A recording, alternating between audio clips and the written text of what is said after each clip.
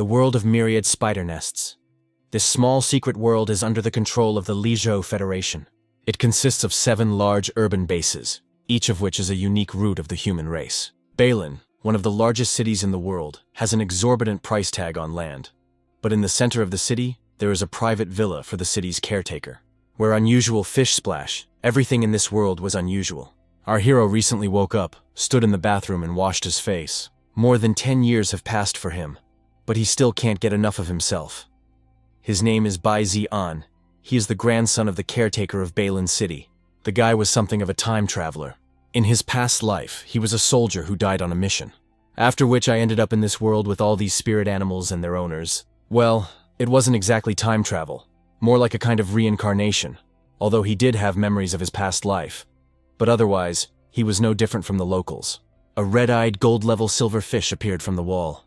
She told the hero that it was time for breakfast. The guy answered her satisfactorily. Before her interesting departure back into the wall, she asked him not to be late. This fish was a gold-level pet, and was the spiritual pet of his father, the strongest man in this world. The young man came downstairs. The whole family was already gathered at the table. The mother's name was Ziyu. The hero's sister was sitting next to her. The father, in military uniform, scolded the young man for taking so long to get ready. The grandfather also came to visit the family. His name is Bai Jingchun. He is the caretaker of the city of Bailin, and he also had to give a speech to the students at today's awakening ritual. Anya is taking the exam this year, so she will take part in the ceremony. Father and grandson will go to the awakening hall together. Grandfather was happy about this event. The guy was also happy. He had been waiting for this awakening ceremony for a long time. Its full name is the annual Lizhou Federation Spiritual Beast Awakening Ceremony, and it is held to help young people. If everything goes well, the boys and girls will be able to enter the Beast Tamer Academy to learn more about them. If the awakening fails, then the only way for such people is to go to a regular school. The young man remarked that it was similar to the college exams in his past life, where after admission, a bright future awaits you, various activities and an increase in skill level. Anya was thoughtful. He thought it would be okay if he failed the exam. He would just live the life of an ordinary person. However, this was just a lie to console myself. This world was a Beastmaster world. Without this talent, everyone would look down on you, as this skill determined your status in this world. Previously, Anne was only worried that the god of time travel was too generous to him, since he gave him power, money, and good looks. And fortunately, a month ago, he awakened his talent as an A-rank beast subjugator. They had intuition, thanks to which he would be able to receive special premonitions, as well as better understand the thought processes of spiritual beasts. This was a great talent for a beast tamer. Its range of use was quite wide, thanks to which one could control the outcome of a battle. But of course it is easier to handle animals with it, which helps in taming them. The hero thought that the ceremony would not affect him in any way. Thanks to his talent, he was out of the risk zone. The grandfather looked at his grandson and thought that the young man's talent was indeed good. But this did not guarantee that his awakening would go smoothly. His grandson was someone whose development was being watched by influential people, and in the future he will be capable of what is beyond his powers. But the young mind lacks stability. If he ends up in that very place, the monsters will simply bite him. The old man decided to first temper his grandson before his abilities became stable. The man called his grandson sternly. He told him that he shouldn't underestimate the ceremony. The awakening godstone was a top-tier treasure, and in the entire Federation, it was the only one like it. This stone had a special ancient and dark origin. At the beginning of the new era, ferocious monsters came to them, which practically wiped the human race off the face of the earth. It was then that their ancestors discovered the Stone of Awakening, where the first generation of Beastmasters awakened their talents. Humans survived only because they discovered the era of spirit beasts. This stone is the cornerstone of civilization that looks after animals and people. To become a Beastmaster, my grandfather explained that one must go through 3 stages: awaken talent, build a space, and tame the first beast.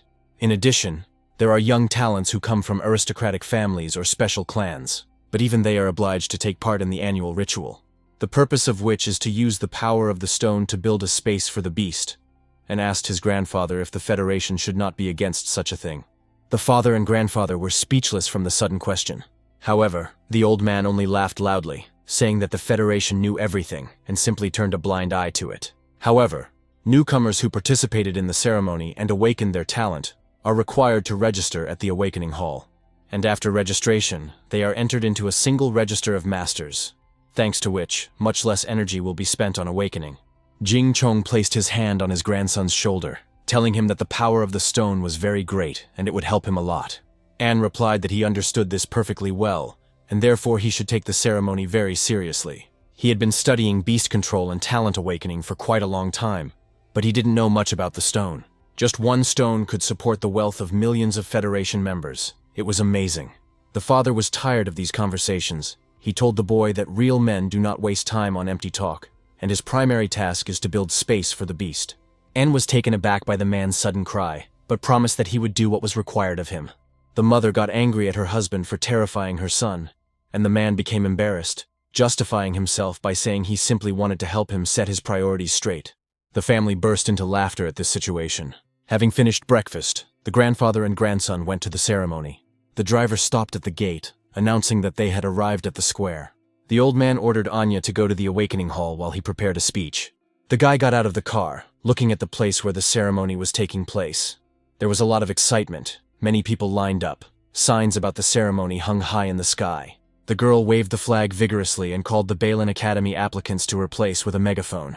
When Anya approached, she suddenly fell silent, and those present also turned in his direction. The girls recognized the guy as Master Bai. Inspired, they flew up to him, greeting him. Fans swarmed around the young man, asking where he had disappeared to for a month. The guy thought the affiliated college of Balin City was the most advanced in the city. Most of the students in it were descendants of high-ranking officials of the city. And of course, being the grandson of the city's lord, he was at the top of this chain. Suddenly, in the crowd of girls, some guy pushed everyone aside, clearing a path for himself. The young man in wait, Anya greeted joyfully.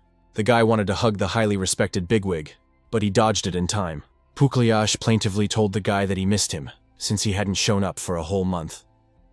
Anya asked her friend not to talk to him in that tone. Otherwise, people would think they were having an affair. The hero's statement touched Pukliash.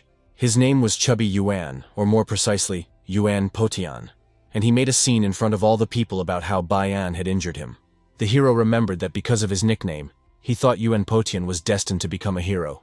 But as time went on, and he became more plump, everyone gave up on it. The girl suddenly called out to Bai Xiaoan, thinking that the hero was scared since he hadn't come to school for a whole month. Those present turned around at the mysterious girl's voice. It was Feng Qianyu, the daughter of Feng Yanyan, the vice president of Balin Castle, who told the young man that she would let him go if he meekly admitted his defeat. The hero remembered how a month ago, the girl proposed a bet in which the one who received the best talent upon awakening would win, and the loser would fulfill the winner's wish. Even though the girl herself suggested it, Anne agreed to the bet to see how the little phoenix would fulfill his wish. He has a good chance of winning. As in the entire Kyushu Federation, talents above A-level are rare. The girl shouted after the guy that he would be the one fulfilling her wishes, and that he should finally stop calling her that. Feng loudly declared that sooner or later, he would bow before her. Pukliash shared with the hero that he should be careful with this lady. Their family has a special treasure that helps them awaken their talents. Anya now understood why she was so confident in herself, and it was not surprising, because her family had a special background, and it was only natural that they had their own unique methods. The ceremony began. Lord Bai began his speech by greeting the students of different schools. The old man was happy to welcome the young talents. He told them that, despite the outcome of the awakening, they should continue to live normal lives and work for the common good. He wished everyone luck in waking up, and the audience responded with enthusiastic shouts and applause. The staff coordinated the students to enter the awakening hall in groups and in order. In the hall, you had to find a place for yourself, cross your legs, and you could begin to awaken your talent. Bayan thought after the Kyushu Federation activated the Divine Awakening Stone using the spatial projection method. They project the power of the stone into the awakening halls of various regions, and this is a true miracle. Having finished his reasoning, the guy began to concentrate on the energy of awakening. He felt the energy going through his entire body. A stream of powerful energy flowed into the young man. The awakening energy is out of control. Anya realized that this was fraught with bad consequences. From such a strong flow, the young man experienced severe pain. Energy literally poured into his head. He urgently needed to concentrate and take control of it, since the brain is the most important organ. If the energy damages it, then he can become a fool. Suddenly, a stream of energy spoke to him. Something that was happening to him was not as bad as he thought. The guy was taken aback, but decided to trust the flow of energy to flow on its own. The pain was unbearable, but he held on steadfastly. The employees noticed a flow of energy, but they didn't understand what was happening. Thanks to the guy's magic, a huge eye appeared under the ceiling. The staff recognized the examinee as the Lord's grandson, Bai Xiaoan. which surprised the senior officer. The man ordered his subordinate to immediately report everything to Lord and Master Wu. They could not allow anything to happen to the young man. The grandfather hurried to the examiners, indignant at his arrival. They explained to him that an image had appeared above the boy's head during his awakening, and none of the employees understood what was going on, so they called the men. Grandfather used his skill and vision of talent. The old man knew that such a phenomenon could occur when a person's talent reached level S or higher, but he couldn't understand how his grandson managed to do it. The idea occurred to him that most likely the young man's talent, his intuition, had mutated and reached this level. In the world of royal beasts, beasts capable of mutation sometimes appear. Humans are also living beings and are capable of mutation. Human mutation is a kind of talent of the royal beasts, and the number of beast tamers who possess the mutation could be counted on the fingers of 2 hands. Each person possessing the mutated talent became a true celebrity and a legendary figure. He was worried about his grandson, because if his talent really had mutated, then awakening it would be dangerous. He asked Mr. Wu to let him in, but the man asked him not to disgrace him. Mr. Wu said that the awakening hall was under the control of the Kyushu Federation, and the old man, as the lord of Balin City, could not enter it. The gentleman reassured the grandfather that he had nothing to worry about. The Kyushu had a high-quality protective mechanism, and his grandson would be fine. The man remarked that the young talents of this world were beyond compare, and Lord Bai was very lucky to have his grandson. Meanwhile, the guy was focused on the flow of magic that was pouring into his head. Between heaven and earth there are 3 things: divine knowledge, earthly knowledge, and human knowledge. Finally, the guy saw the light. He saw many events. The awakening was complete. The young man returned to his human shell. Knowledge that was incomprehensible to his head was revealed to him. For him it was madness. His skill appeared before him. It was a mystical talent of the mythical level, the Eye of the Apocalypse. Now with the help of intuition and the ability to predict, he could see the heavenly signs and be the center of everything that was happening. In their world, there are 9 levels of talents from F to SSS, with the highest level talents corresponding to the Supreme Beastmaster. The guy thought that a mythical level talent was something unheard of, perhaps even higher than the highest rank. He couldn't believe the talent he had been given. The hero thought it was some kind of riddle to deceive him. Talents began to appear above the heads of the examinees. Anya could see it all with his own eyes. Now he understood what the Eye of the Apocalypse effect meant. According to the description of his talent, nothing in the area can hide from his eyes. The boy began to think that before the battle, he would be able to find out the enemy's control talent, his pet's abilities, strengths and weaknesses, and even spiritual power. Having analyzed all this, his chances of winning in any battle will be incredibly high. He became interested in what talents the candidates had awakened, and he walked around the room and assessed each one. The hero's eye fell on an A rank apparently. Their city had its own child prodigies. I came up with the idea to test the awakening stone. What he saw shocked him. The stone had many characteristics, and in fact the awakening stone was a spiritual beast, and was in a stupor. In front of him was a legendary beast of the divine level. The guy couldn't get over what he saw. In fact, the god stone was a disguised divine level beast. This information didn't fit in his head. He was also interested in whether the Federation knew about this. If they know, then everything is fine. They know what they are doing. But if they don't know, in their world, there were several colors of skills. White is the normal skill. Green is the basic skill. Blue is the intermediate skill. Pink is the advanced skill. Orange is the ultimate skill. And gold is the divine skill. However, the stone could awaken golden talents, as well as absorb powers and resurrect. If the Federation does not know about this, it will be a shock to them. The candidates took turns registering their talents. Some were happy with their talent, while others were upset with their rank. And this world for the hero turned out to be not as simple as he imagined it. The employee asked the young man to place his hand on the device, and obediently put his hand down, thinking that everything he had just seen was beyond his control, and that he was now focused on developing his strength to learn the secrets of this world. The man entered the student's data before testing the skill. The process was launched. The guy thought that the path of a genius now awaited him, which would shock the noble public. He was filled with motivation to tell the world that he was the most powerful mythical skill user. But the results of the strength analysis showed a spiritual talent of intuition, a rank. Suddenly the computer crashed, giving an error about the impossibility of identifying the rank. The employee tried to figure out what the error was about with deft movements, and his colleagues came to his aid. Mr. Wulao joined them, explaining that the error was caused by the device being unable to recognize talents above rank A. The man approached the employee, thinking that the guy most likely had a talent born during the awakening process, related to an A-rank talent, he must have had S-rank super intuition. Before leaving, he said that talent of this level rarely awakens, and the guy clearly has a bright future. The worker repeated all the data about the student by Xian again, but with a modified super intuition skill. This news stunned the other candidates.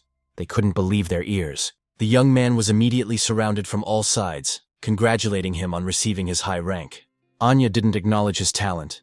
In his heart he knew that his true talent was mythical, but he told the guys that he was just lucky. The boys rejoiced at the hero, asking him not to forget about them when he becomes a successful person. The employee got tired of this crowd and dispersed the guys so that they wouldn't hold up the line. The hero felt out of place, as he could not share with the guys the joy of acquiring talent. On his way to the exit, he thought it was strange that the Federation's device couldn't recognize his skill, because they analyze a large number of people, and something like this had never happened before. The guy didn't notice how his grandfather came to meet him. The man asked how he had woken up. The guy said that despite the fact that everything went pretty well, but he did not take the opportunity to build a space for the beast. The grandfather, as a sign of support, put his hand on the young man's shoulder. The man broke into an approving smile and said that it didn't matter, since the young man had managed to change his rank to a higher one. And with their resources, they will help him build a space. The grandson wanted to tell what really happened to him, but the force inside him told him not to tell. It was a function to warn the eye of the apocalypse, so he only told his grandfather that before building the space, he would like to study his talent. The man promised to take him to a place where no one would disturb him, and the boy, meanwhile, was thinking about how he couldn't tell anyone about his talent, and decided to conduct several experiments. The first was reconnaissance. He could see a lot thanks to his skill. Even enemy reconnaissance did not escape his sight, and he could calmly see the fiery dog. Then came the advice on treasure hunting. He was thinking about what kind of acceleration to take. Its detection range was approximately 10 meters, and no treasure could escape it, and began to look at the people and candidates around him. He caught sight of 2 girls, but one of them had the artifact of the 7 treasures. The hero felt power in his hands. He was sure that the stronger he would become, the more the range of his exploration would expand. And most likely in the future, it will be possible to make the visibility range cover the entire world. And then he will become an all-seeing god. A huge explosion thundered behind the hero. A stream of energy in the form of a phoenix soared into the sky. The people around were in a panic. Anya couldn't believe that his girlfriend had managed to awaken such a powerful talent. The grandfather confirmed the boy's guess. It was the flame of a phoenix. This talent was at least S-rank. The phoenix flame belonged to the Feng family. The young man wanted to show off to the girl, but since they were both now S-rank holders, their bet ended in a draw. He was upset. He failed to win the bet. He told his grandfather that he would go home. The old man called Bai Ji and Bai Xiao. He explained that since he was now a high-ranking person, someone would definitely be jealous and could harm him. The girl with the red lock of hair was called Bai Ji. The one with the blue lock was called Bai Xiao, and they were both gold-ranked beastmasters. Anya appreciated his grandfather's preparation for his awakening. The man handed his grandson the key to the treasury, inviting him to use the Lingbi stone to build a space for the beast. The guy was a little shocked, but sincerely grateful. The Lingbi stone contains a special power that gives an advantage in space construction, and only the Beastmaster could resort to using this stone. The price of one such stone was no less than 1,000,000 Federation coins, however. The stone was priceless. The young man ordered his bodyguards to remain outside and not let anyone in so as not to disturb him. He took out the key to the treasury, and he inserted it into the barrier doors, and a magical flow spread across the entire area. After all the confirmations of the door, right down to the confirmation of the blood, the gate opened. The guy was warmly invited to come inside. The treasury contained all the savings of the Bai family for many hundreds of years, and what was there was hardly seen by anyone in the outside world. For example, the most influential families competed for this spider core that was put up for auction, and in the end, the Feng family received a large sum of money from its sale. In one of the cells, the guy finally found a Linbi stone. The entire box was filled with stones. Their value was several million, and they had more than 10 such boxes. The young man felt the money in his hands. Having finished placing all the available boxes, the guy began to think that he would need a lot of stones to build the space, since he had a high rank. For S rank, 30 would be enough. But he is a mythical level player, so he would need 10 times more. He immediately began to create space and activated the Eye of the Apocalypse. For 300 stones he was offered a regular space, but the ideal one cost 3 times as much. The amounts confused the guy, but he thought that thanks to this eye he could see the whole picture. His mythical talent may have many hidden functions, but first he needs to build a space, and he chose the perfect space for his beast. Grandfather and father discussed Anya's talents over a cup of tea. The boy would need more effort and time to build the space. Suddenly, the grandfather felt an unknown aura. He realized that the construction of his grandson's space was finished. The young man was blazing with energy. The transformation of stones in exchange for space began. The territory began to be created gradually. Rivers, mountains, grass, everything was in this place for a comfortable pastime. Anya felt a light breeze on her skin. He was surprised at how big the space could be. The first space created was 10 meters, and its space could accommodate 1,000 animals. But this space also had additional effects, such as reducing growth, removing negative effects, and revealing the pet's hidden talents. The guy absorbed all the information, because it would be very useful in battle. Usually there are no negative effects in space. In his family, everyone has at least 3 additional effects. In the beast world, a spirit with great potential has a short growth cycle, and many lords do not live to see their beasts reveal their true nature. In his space, beasts with great potential will grow much faster, and thanks to this, he will be able to become the youngest and most powerful beastmaster in the world. During a fight, the pet can be harmed in various ways, and will not be able to continue the fight. If you place him in the observation space, then after a while he will restore his health. As for revealing hidden talents, their revelation is only possible with the help of legendary supreme treasures. Anne was pleased with the space he had created, and did not regret the stones he had spent. He was glad that his family had large funds to build such a space. As he left the treasury, his entire family was already waiting for him, concerned about his success. The mother was worried that her son had lost weight in a week. The grandfather was gently tugging at his hair. Everyone was happy that the boy had coped. During the meal, the hero swept away everything in his path. He had a ravenous appetite, which caused confusion in his family. The hearty lunch was over. However, it's hard to resist when your mom offers you a side of your favorite dish, braised pork. Anya suddenly remembered that he wanted to say something to his grandfather. He shared that he built the space using 999 stones. This news threw the male half of the family off balance. My father felt sick from such sums. Grandfather was surprised that a mutated S-rank talent would require so many stones, but fortunately they were not in need. When the young man had eaten his fill, the old man suggested that he go and look at the new fish. Perhaps he would find a spirit animal among them. The guy was inspired, because these could be the children of his grandfather's spiritual beast, a diamond-level one. But the large amount of food consumed was asking to come out. After some time, the grandfather and grandson visited the storage of the eggs of the spirit beasts. His family owned their own aquatic animal breeding facility. Accordingly, all the first spirit animals, they are necessarily aquatic, relying on the family's resources. The children of Anya will have enough strength to gain a foothold in the ranks of the Beast Lord. And this storage was special for his family. The lowest level of eggs. Here was the primary silver, the best reached gold. But this was not enough for him. They approached a huge aquarium, and the grandfather clapped his hands to call its inhabitant, and a huge creature appeared to them. It was a red-eyed goldfish, diamond grade. The guy's admiration knew no bounds, but the fish also had its own defect. She had damage at the origin, and was a little tense. The grandfather greeted the beast, telling her the news that his grandson had awakened his talent. The hero became interested in whether he could, with the help of his talent, restore her origin. The fish introduced its unhatched children, one of which was visually different from the other. The one that looked normal had good characteristics. The old man suggested that Anya take a closer look to see which one would suit him best. The young man's attention was drawn to a baby with a defect. He had a supreme amethyst, born with 2 talents. Among the descendants of red-eyed fish, this was the first time. The hero, without hesitation, told his grandfather that he wanted this particular pet. The man did not understand why his grandson chose the damaged animal. He tried to dissuade the boy from his choice, saying that the pet might not even be born. But he approached the children's mother and apologized for such rude remarks towards her children. Nevertheless, his grandson's choice directly affected his future. But Anne stood his ground, and stories began to circulate about how his talent told him that the beast was his ideal partner. And he managed to convince him. But first you need to get the consent of the pet's mother. At that very second, the fish began to tear something out of its body. Anya asked her if she was ready to give up the child. Grandpa explained to the boy that the scales of the red-eyed fish can enhance the spiritual power of water-type beasts, thanks to which the effect of skills increases by 10%. The pet began to emerge from the aquarium, along with its mother's blessing.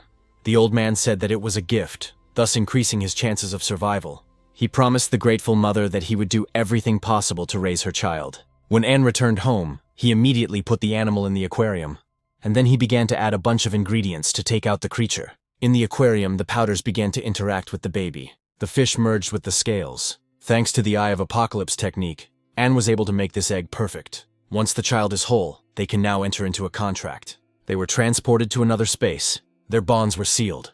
The contract itself also appeared. Now their souls were linked and the contract was sealed. From all the shock, the egg cracked. A mischievous fish hatched from it. A month passed, and Anya the fish and the enemy were fighting on the battlefield.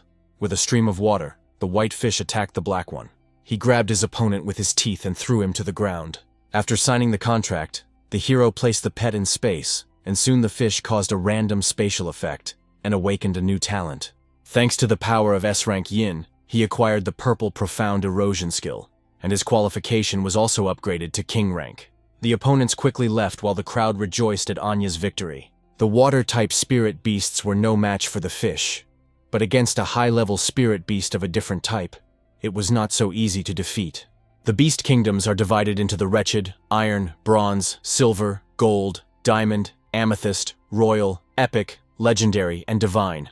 The guy called the fish to him. Animals are unfit before they mature, after which, pets are assigned an iron class. After certain testing, you can learn about their further development. The fish saw the owner, and immediately it appeared in his hands, the hero also called Bai Shao. He told the girls to get ready as they would be going into town. In this world, there are 70,000 spider nests and 7 main cities. Around them there are smaller cities. And he was heading to the one that was a subsidiary city of Balin City. It was a city of candle flame. There is a volcano there, in which lives a spider-like spirit beast, of the fire element, which is called the candle flame spider.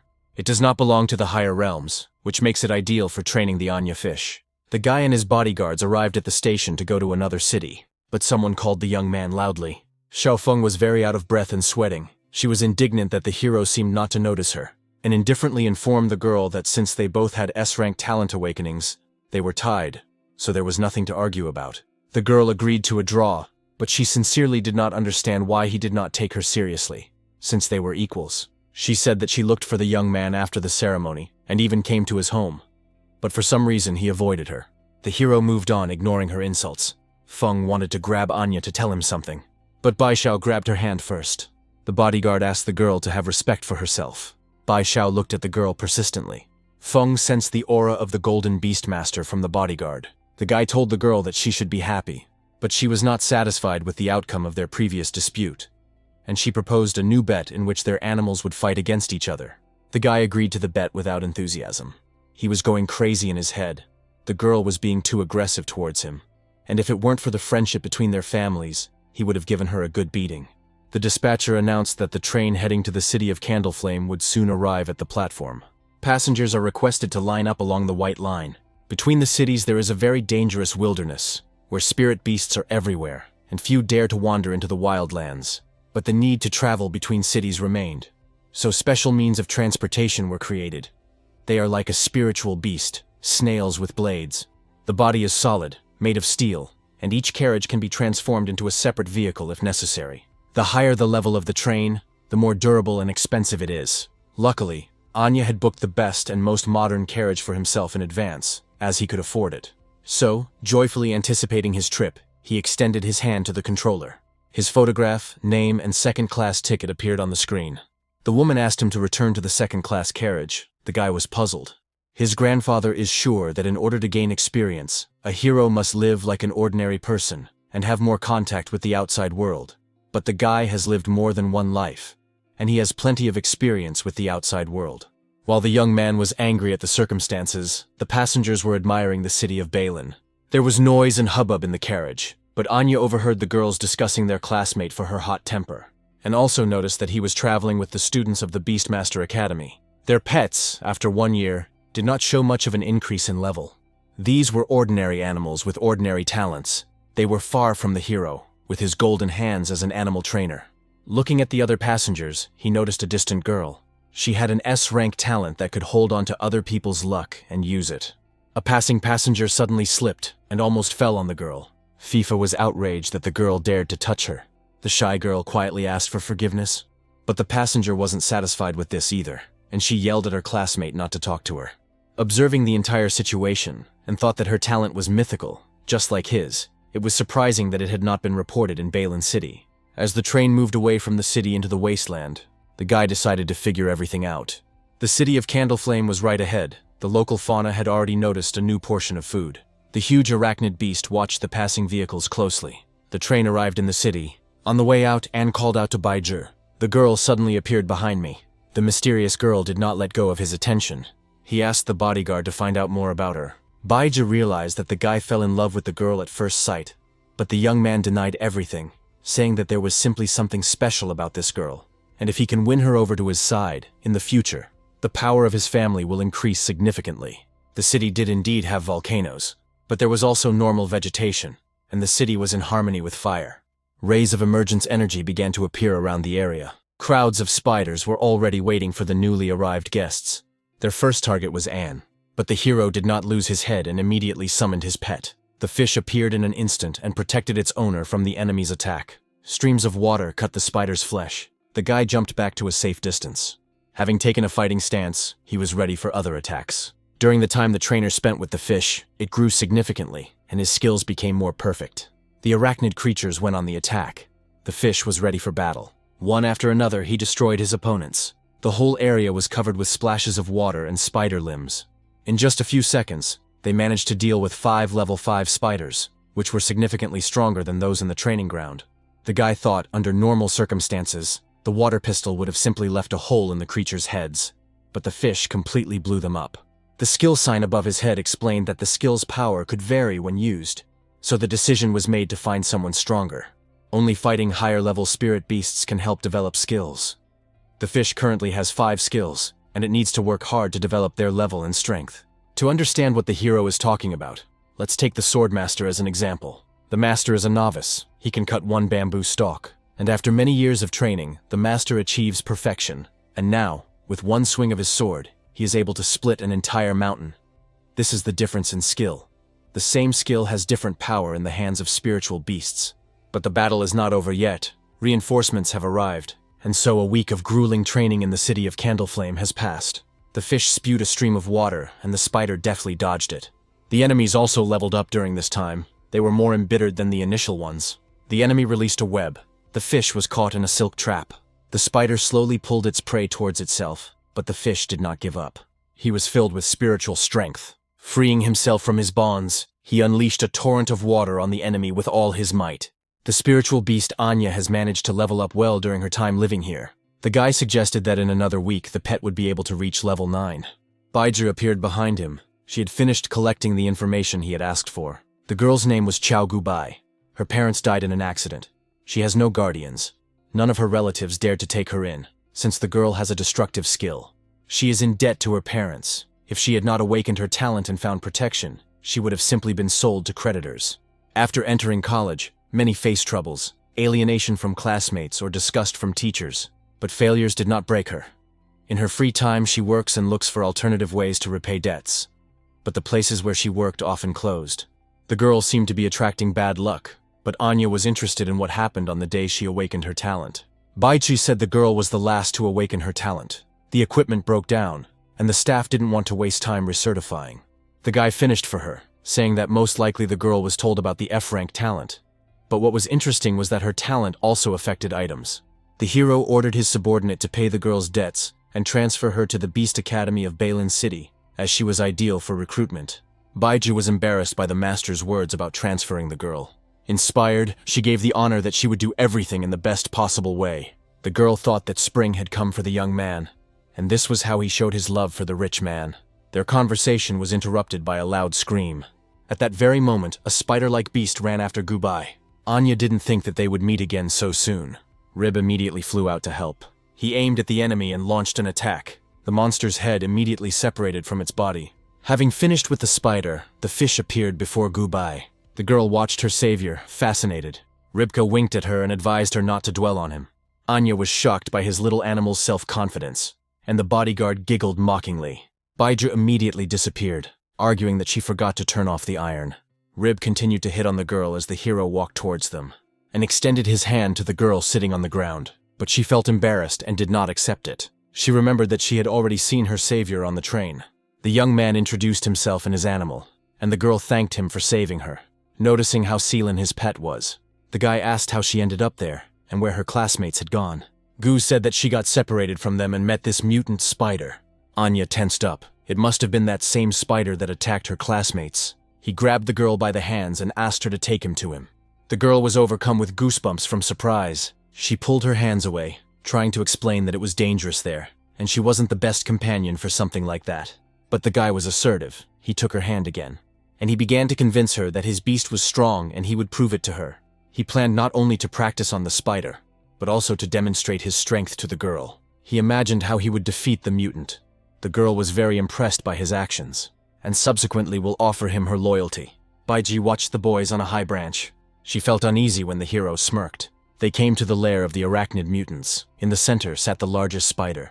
It was the leader of the spiders. He had quite good stats. He even had a double talent, which is rare for low-level beasts. And thought, if such a small creature had double talent, then there were definitely treasures in the cave.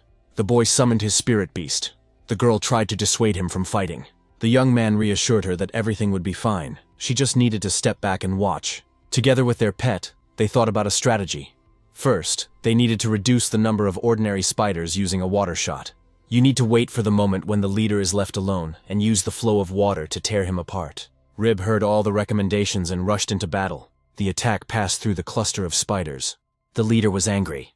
He was outraged that someone below the 8th rank had invaded his domain and ordered his brothers to finish off the little fish. The horde immediately set its sights on the pet and commanded to direct the flow to where there were most enemies. Rib obediently agreed with the boss's orders. At that very moment, a stream of water filled the cave, incinerating the enemies. A huge explosion rocked the monastery. The spider leader couldn't understand how such a weak beast could do such a thing. He was enraged that his subordinates were killed before his eyes. The enemy was attacked with fiery shells. Rib was not prepared for such circumstances. The hero commanded his pet to use royal speed in time to dodge the attacks. The spirit beast listened to its master and managed to avoid damage from the explosions. Having reached the enemies, he began to attack them one after another. Rib had achieved good control over his royal speed, and it was easy for him to avoid attacks. The monsters began to spew out different projectiles, but it was also not difficult for the fish to avoid collisions with them. Thanks to his speed, he managed to reach the leader of the spiders. They liked them, and shouted to the fish not to fall for the leader's provocations. His first priority now is to clear the field before the real battle begins, and the pet continues to clear the cave of its subordinates. When only the leader remained in the monastery, he expressed his dissatisfaction that all his comrades had been killed. The guys watching the battle from cover assumed that the mutant would have to take a big step. The leader spewed out a triple web. The fish skillfully dodged the attack, but the web was unusual. It was molten silk that could melt various objects, and ordered to hit the monster on the paw. The pet erupted into streams of water at the enemy. The leader shielded himself from attacks. The damage fell on the enemy's paw, shattering his limb. The young man realized that the force of the water strikes was stronger than before. The water system had a natural advantage over the water one. At this rate, victory was guaranteed, but everything was going too smoothly. During another high-speed attack, the fish was caught in the hot silk, and then it dawned on Anya what this cunning spider had done. Although the fish could avoid the attacks of the spider's silk, it grew in number with each attack, and eventually it would fill the entire nest, and the pet would be trapped. The guy commanded to use water to eat away the web. The end of the leader was near. It was necessary to finish him off. Pisces began to gather his spiritual powers into the water stream. It erupted with a destructive impulse. Streams of water flew in all directions. The leader's limbs crumbled under the force of the impulse. The spider fell. Water vortices surrounded him. The monster received a charge of water all over its body. The spider leader was almost completely destroyed by the fish's attack, and was overjoyed that he had managed to defeat such a monster. However, the fish could not share his joy. The baby was completely exhausted and lost consciousness. He was flying straight towards the ground, which is fraught with consequences from falling from such a height. The guy shouted after him, a second before hitting the ground, and managed to grab his beast with spiritual power. The baby rose above its owner. The fish's rank was raised to 9th. Thanks to the experience gained from defeating the spider leader, they were able to achieve their goal. The young man calmly held the baby in his arms and carefully praised the fish, telling him that he needed to rest. The girl expressed her concerns about her pet, but the guy reassured her that he would rest and be as good as new. Having sent the animal into space, they began to examine the prey. They examined the extent of the carcass. Anya took out a knife to cut up the carcass. The girl skillfully snatched it from the guy's hands. He was surprised by her dexterity. Gubai began cutting up the monster's carcass. It was clear from her eyes that she enjoyed it, which is why she got an A in anatomy. The young man was thinking that the treasure that caused the spider to mutate must be somewhere nearby. At that moment the girl called him. There was something in her hands. She brought the awakening stone from the leader's body. Anne was surprised that he had not had time to use his talent. But Gubai had already brought treasures. It seemed to him that her talent would be very useful to him. Before this, he had only seen two things that awakened talents: the Federation Stone and his beast space. Talent awakening items were the most valuable in the entire Federation. It was impossible to say this ahead of time. The hero decided that he should be careful with the girl for now, so he told her that he didn't know what it was, and would ask his elders about this treasure. The girl admired the boy's knife while he thought that now was the right time. He invited the girls to come to them. Gubai asked the guy point blank why he wanted to recruit her like this. The guy confirmed her suspicions without hesitation. The Ripper began to reflect on how strong the young man was. She was completely different. Everyone considers her a disgusting monster. Anya approached the girl, took her by the hand, and told her that everything she said about herself was not true. To him, she wasn't a monster, and as the young master of the Bai family, he promised to show her the most beautiful places. Gu looked at the guy in bewilderment. She remembered that she had heard this name before. Lord Bai was the Diamond Master of Beasts. The hero again invited her to move to his city. The girl was tormented by doubts. She really wanted to try to trust again. Maybe this time everything would be different. They shook hands in agreement. The girl happily announced that she would go with him, and to repay Xian, she will work hard. The boy climbed into the spider's nest to give Gubai a gift. There were many eggs with the same characteristics. He noticed the egg of the spider leader, because thanks to a mutation, several individuals could emerge from it. If it is used correctly and a new type of spiritual beast is cultivated, it will bring certain benefits to the Bai family. He gave the egg to the girl. The pet was a potential gold level. Adopting a new pet was a requirement to join the Bai family, and her current pet's potential was too low. Gu became nervous. She realized that the guy wanted her to sign a contract between them. The connection between the master and the beast cannot be simply broken. As the master's level increases, low-level beasts become unsuitable for combat, so pets with potential are chosen. Owners have two options to re-adopt a pet, one of which is to forcibly terminate the contract and release the animal. Another way was to kill the beast. Gubai had decided to accept the gift beast, thereby forming a contract with Anne, but now she needed to break the contract with her pet. The first method could cause significant damage to the Overlord's health. The second practically does not affect the Overlord, but it was cruel and is often condemned.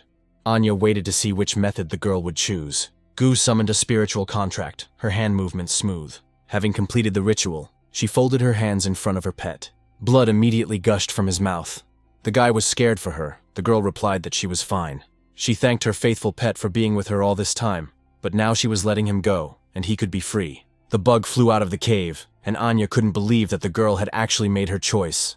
Nevertheless, he was glad that he had not been mistaken about her. It was already getting dark. The hero and his friend went to the black market. The shopkeeper was indignant at the proposed price of 9,000. The man assured that the treasure was worth much more, since it was inherited from his ancestors. Since the guy was so interested in this thing, then in the merchant's opinion he should take it for the price he was offering him, and told the man that his youthful appearance was no reason to be intimidated.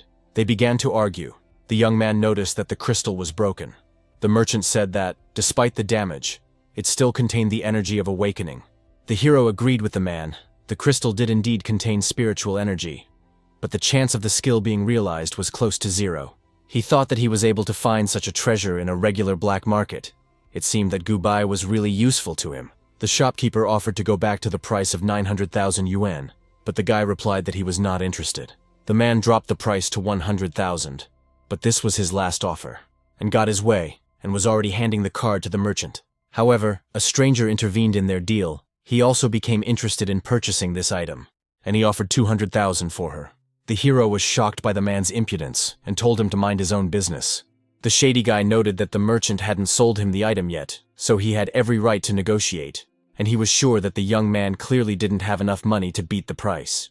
And he, as the nephew of the mayor of this city, offers him a job so that he does not walk around with empty pockets. But the man's attention was drawn to the girl standing behind the guy. He appreciated her graceful fingers, her fair, delicate skin. In his eyes, she was simply a cutie. The man melted at the sight of such a beauty, and shook the man out of his fantasy by offering to fight for the treasure. From the looks of it, this guy was the perfect chance to practice. The stranger appreciated the young man's desire to show off in front of the girls. His pet had an intermediate iron level. The man ordered his beast to attack the boy. The dog attacked the guy. Anya shielded Gubai from the fire dog's attack. For someone like him, under the constant protection of his family, the opportunity to fight in a brawl comes extremely rarely. The beast did not hesitate for a second before attacking the young man. The hero deftly dodged the attacks. He had just killed a bronze-level monster. He was curious to see how strong this pet was. The man shouted that it was useless to hide.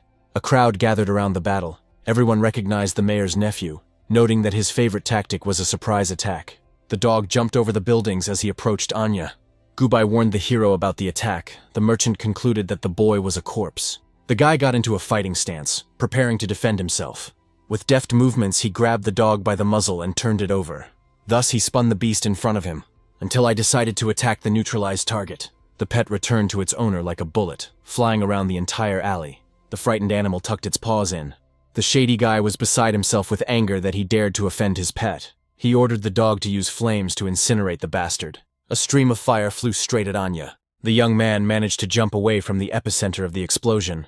A huge hole remained at the site of the attack, and the guy realized it was time to release the fish. Having summoned his pet, he commanded Scales to attack the enemy, but their attention was distracted by some noise behind them. A huge snake jumped out at them from behind. It was as if she came out of Anya's space. It turns out the man took advantage of the hero's pet summoning moment and summoned his beast behind them. The master and his faithful servant noted that the fight would not be easy. There was no time to waste, and commanded the attack. The shady guy was confident in his abilities and ordered the dog to return fire. The dog obediently called down fiery projectiles from the sky. Scales was surrounded by them. Then suddenly, like a chain reaction, they began to explode. Rib found himself at the very epicenter of the explosions. The man rejoiced that such a low-level beastmaster with only one pet dared to challenge him, and he felt sorry for his pet. According to the mayor's nephew, the fish clearly followed the wrong owner. Anya noted that the enemy was drawing conclusions about him too early. Scales avoided damage from explosions with royal speed. He gave the bream to the dog, from which he flew into the wall at full speed, crashing into it with a roar. The building was destroyed, and the man's pet was visible under the rubble, clearly unable to continue the fight. Now the fish just has to deal with the huge snake. Scales gracefully avoided her attacks. The power of this spiritual beast was unshakable. He gathered it into himself, and he fired a powerful water volley right at the enemy's head. The spiritual enemies were dealt with. The man stood trembling with fear. He didn't understand how a small, low-level fish managed to defeat his powerful beasts. The fish went back into space. Anya approached her nephew, praising the talents of his pets. However, he felt sorry that they had followed the wrong master.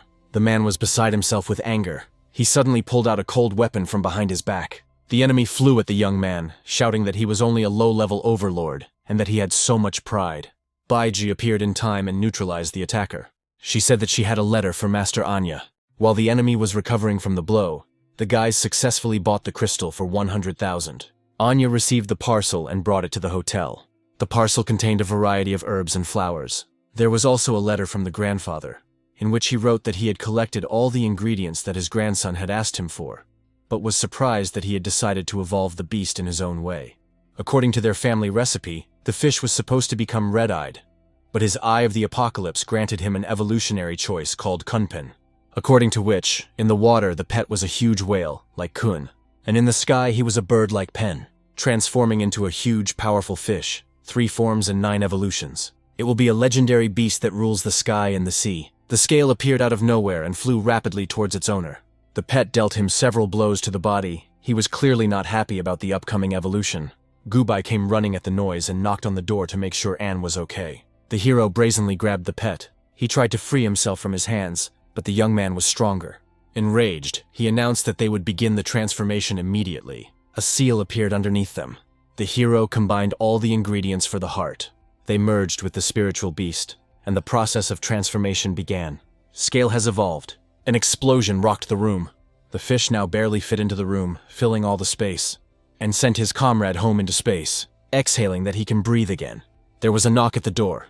It was Bai Zhi. She asked what was going on with the master there. The young man assured her that everything was fine, and that he was simply working on his pet's skills, and decided to make some more rearrangements.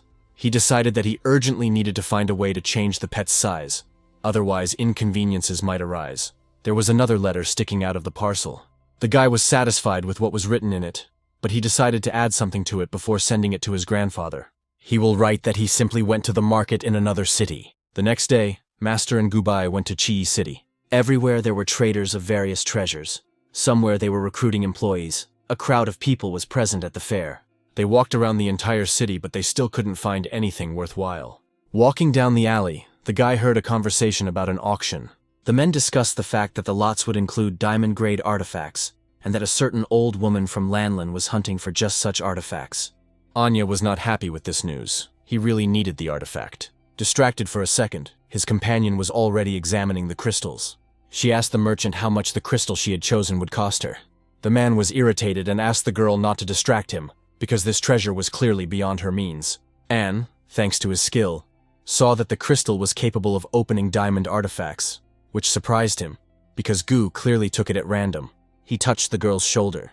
He hugged her and asked the merchant to name the price, since he was buying it. The man calmly said the sum of 30 million Federation coins, thinking to himself that the buyer was an ordinary stupid son of rich parents. The young man was furious at the price, and his companion said it was too expensive and they should move on. The merchant, grinning, thought to himself that the boy could not afford such a price. Anya handed the card to the man through clenched teeth. He was overjoyed, now he was rich. Suddenly, an unusual beast appeared in the sky. It was a powerful crane. This pet was an intermediate diamond level, and Lord Bai stood on it. He asked to convey that they had arrived. The bird screamed loudly throughout the city. Another figure appeared in the sky and greeted the guest in a friendly manner. It was the mayor of this city, riding on a phoenix. The old man appreciated the mayor's hospitality, and he asked him to make himself at home in the city. Anya realized that it was his grandfather, apparently, to make sure everything went smoothly. He came in person. The crane and the phoenix rushed towards the skyscraper, the mayor's headquarters. On the second day of arrival in the city of Chi, the grandfather and grandson went to the palace. They came to the auction. The grandfather asked his grandson if he really wanted to participate, but the boy was confident in his abilities. They were called out to. The old man called someone to them. It was Lan Dongli, the ruler of Lanlin City, along with her granddaughter, Zhao Zhiqi. The woman was serious and immediately said that the artifact would go to the highest bidder. Meanwhile, her granddaughter was carefully examining Anya. The young man was surprised by her. The old man greeted his interlocutor's granddaughter. He had heard that the woman had been collecting diamond artifacts for her treatment. The woman tensed up. She felt some kind of aura coming from the old man, assuming that he was secretly threatening her. She was angry. They were both diamond-level masters, she said. The old man would not emerge victorious from this fight. The guy felt the woman's aura, but this was the first time he had encountered a master of such a high level. The man steadfastly answered her that if they clashed in a battle for the artifact, the decision would be up to the auction house. Grandfather created a shield that only the best craftsmen could use, and he offered Lan Dong a deal so that everyone would benefit. The woman slowed down, becoming interested in the proposal. The grandfather provided a box, in which there was another diamond artifact.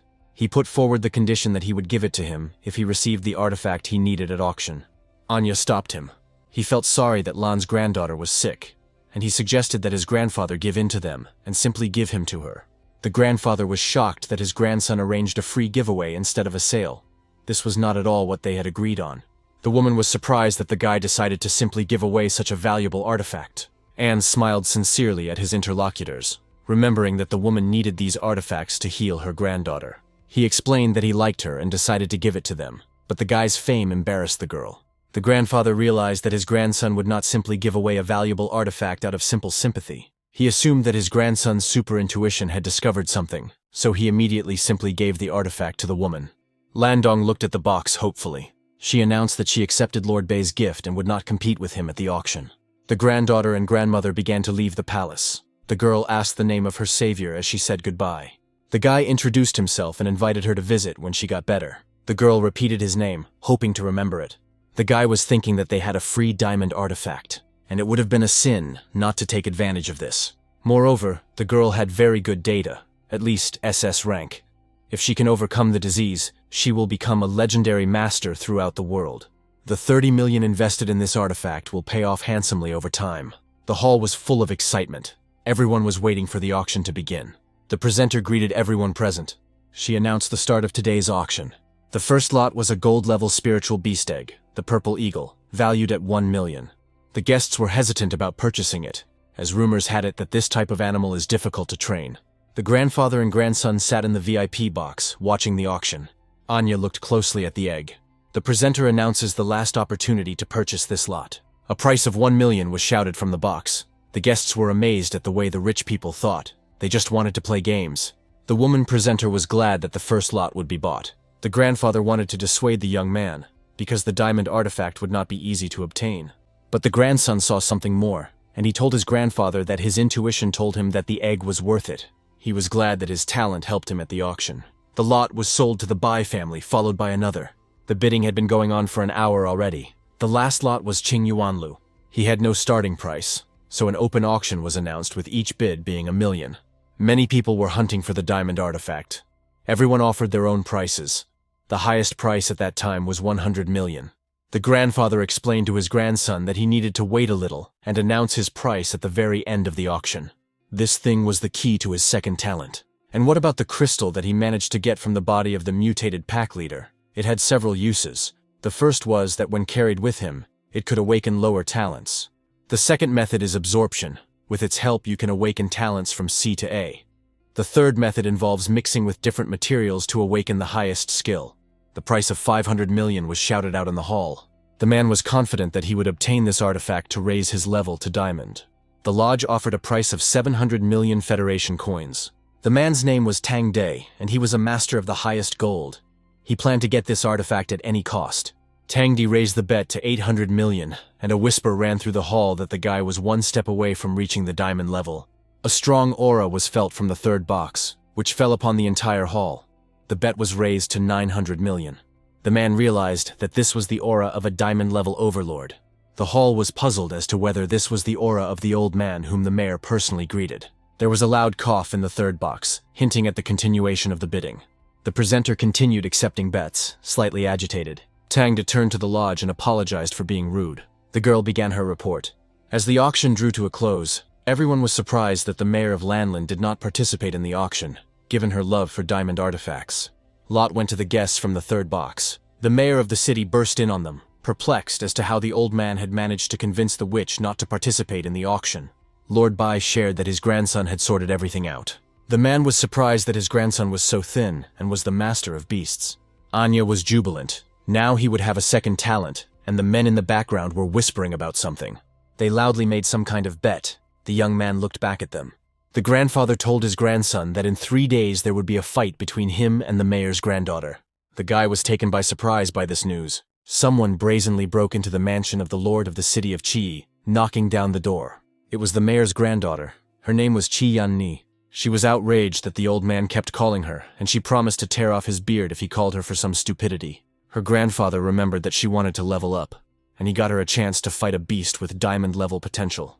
The girl asked what kind of chance she had been given, and the grandfather told her that she needed to defeat the guy. Lord Bai told his grandson that this would be a great opportunity for him to find a beast that he liked. The opponents asked them not to rush things, but the Bai family knew how difficult it would be to take the beast from the Red Crow Valley.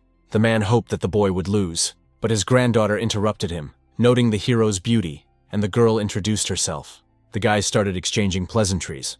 Grandfather didn't like that they weren't acting like rivals, so he decided to start the fight right away and asked the young men to get ready. The guys ran to both sides. Qian warned that she would be very serious during the fight. She summoned a raven from space with the qualification of a supreme diamond.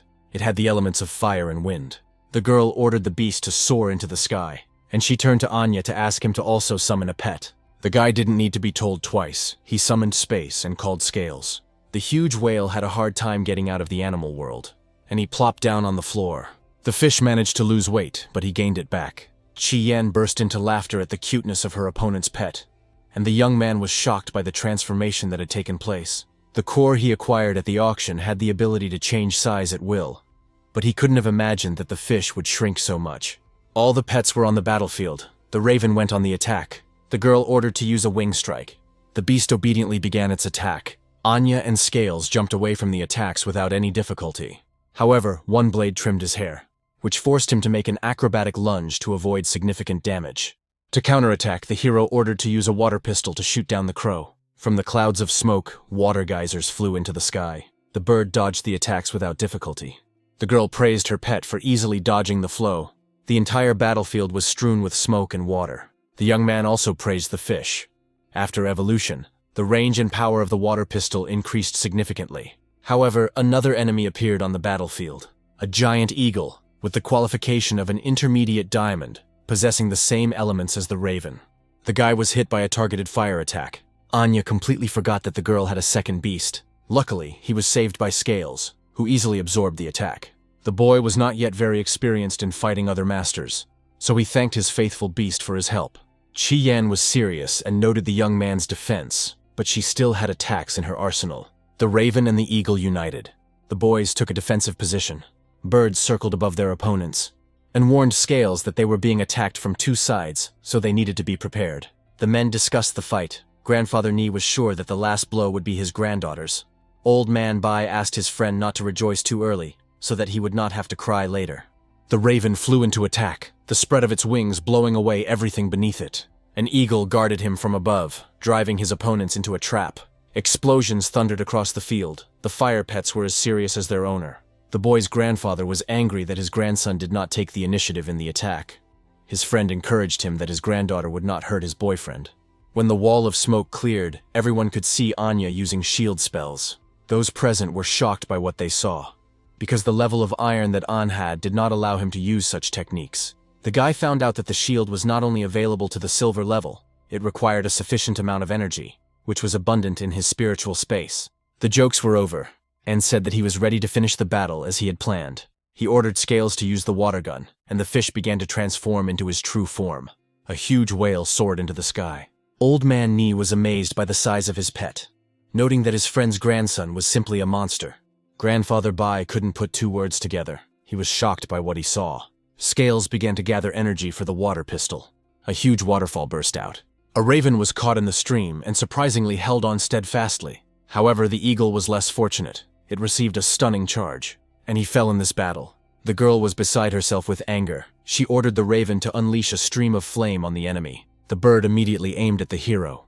The raven collected energy in its beak to charge a powerful attack. His whole body became fiery. The grandfather's grandfather was angry with his granddaughter. She refused to admit defeat and continued to attack her opponent. Water and fire are ready to engage in a fight to determine the winner of the ongoing battle. Keith released a stream of water at the enemy and asked Scales not to hurt his opponent. The water beam was clearly superior to the fire beam, and so, without difficulty, he continued his direction towards the girl.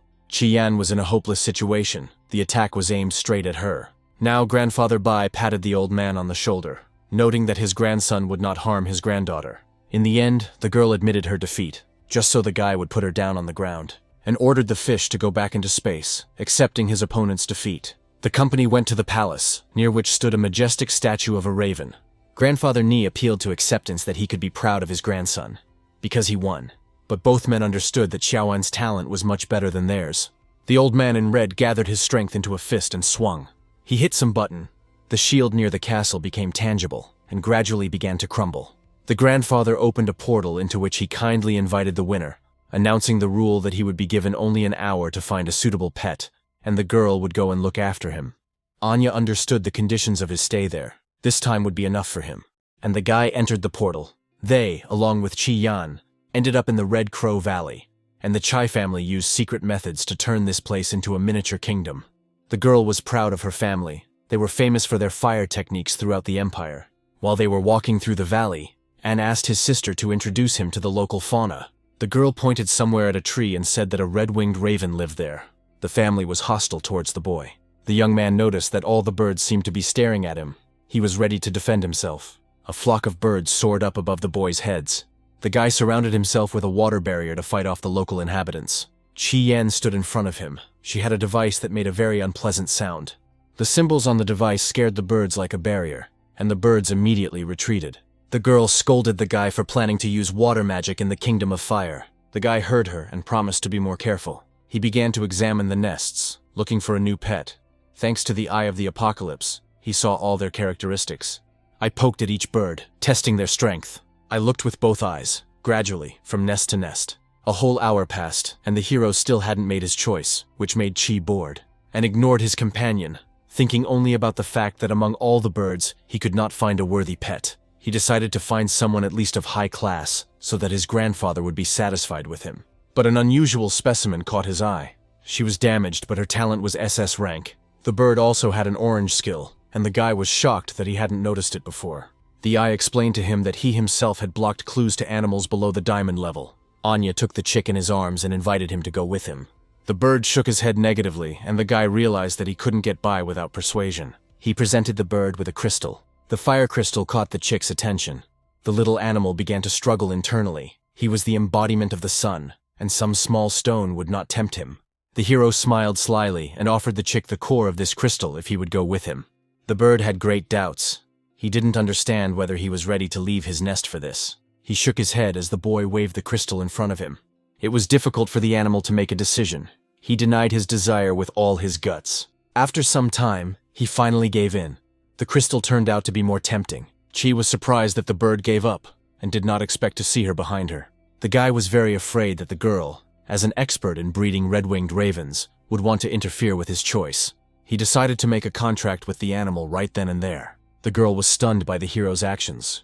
A flurry of energy spilled out onto the boys. Anya didn't take into account that his new pet would require a lot of effort, and the chick needed energy, which it absorbed from the youth's water power. Chi considered the hero a psycho, but did not stand aside. She decided to help him by using her fire power to prevent the chick from swallowing the guy. Fire was blazing everywhere. The contract was signed. The guy could barely breathe after the ritual. Contact with the bird really threw him off balance. Having filled himself with energy, the little animal breathed a sigh of relief. Having given the chick the well-deserved crystal, the master sent him to the pet space. Huge mountains, an open field, the bird ended up in another world. The space has activated the spirit beast's mutation. The bird will now have a random talent, S-Rank Fire Spirit Body. While the new inhabitant was admiring his stone, someone crept up to him unnoticed. The Eye of the Apocalypse caused the chick to mutate. The fire spirit's body reduced the effectiveness of water-type attacks, and he could also use the enemy's fire skills to enhance his own. A huge fireball filled the entire space with its light. Scales watched his new roommate, not understanding what was happening. Meanwhile, and thanked his companion for helping him, he would never forget her help. If not for her, the contract would not have gone so smoothly for him. Chai became embarrassed, saying that she didn't do it for him, but she just wouldn't be able to explain it to her grandfather if the guy died here. And it wasn't that they were afraid of them, they had no plans to quarrel with the Bai family. The young man thanked her once again for her concern. But his companion became even more embarrassed. She insisted that he had nothing to do with it, that she was worried about her family. The boys returned to their grandfathers. Anya could barely move his legs. The old man picked him up, trying to find out what had happened to him. The grandson said that everything was fine with him.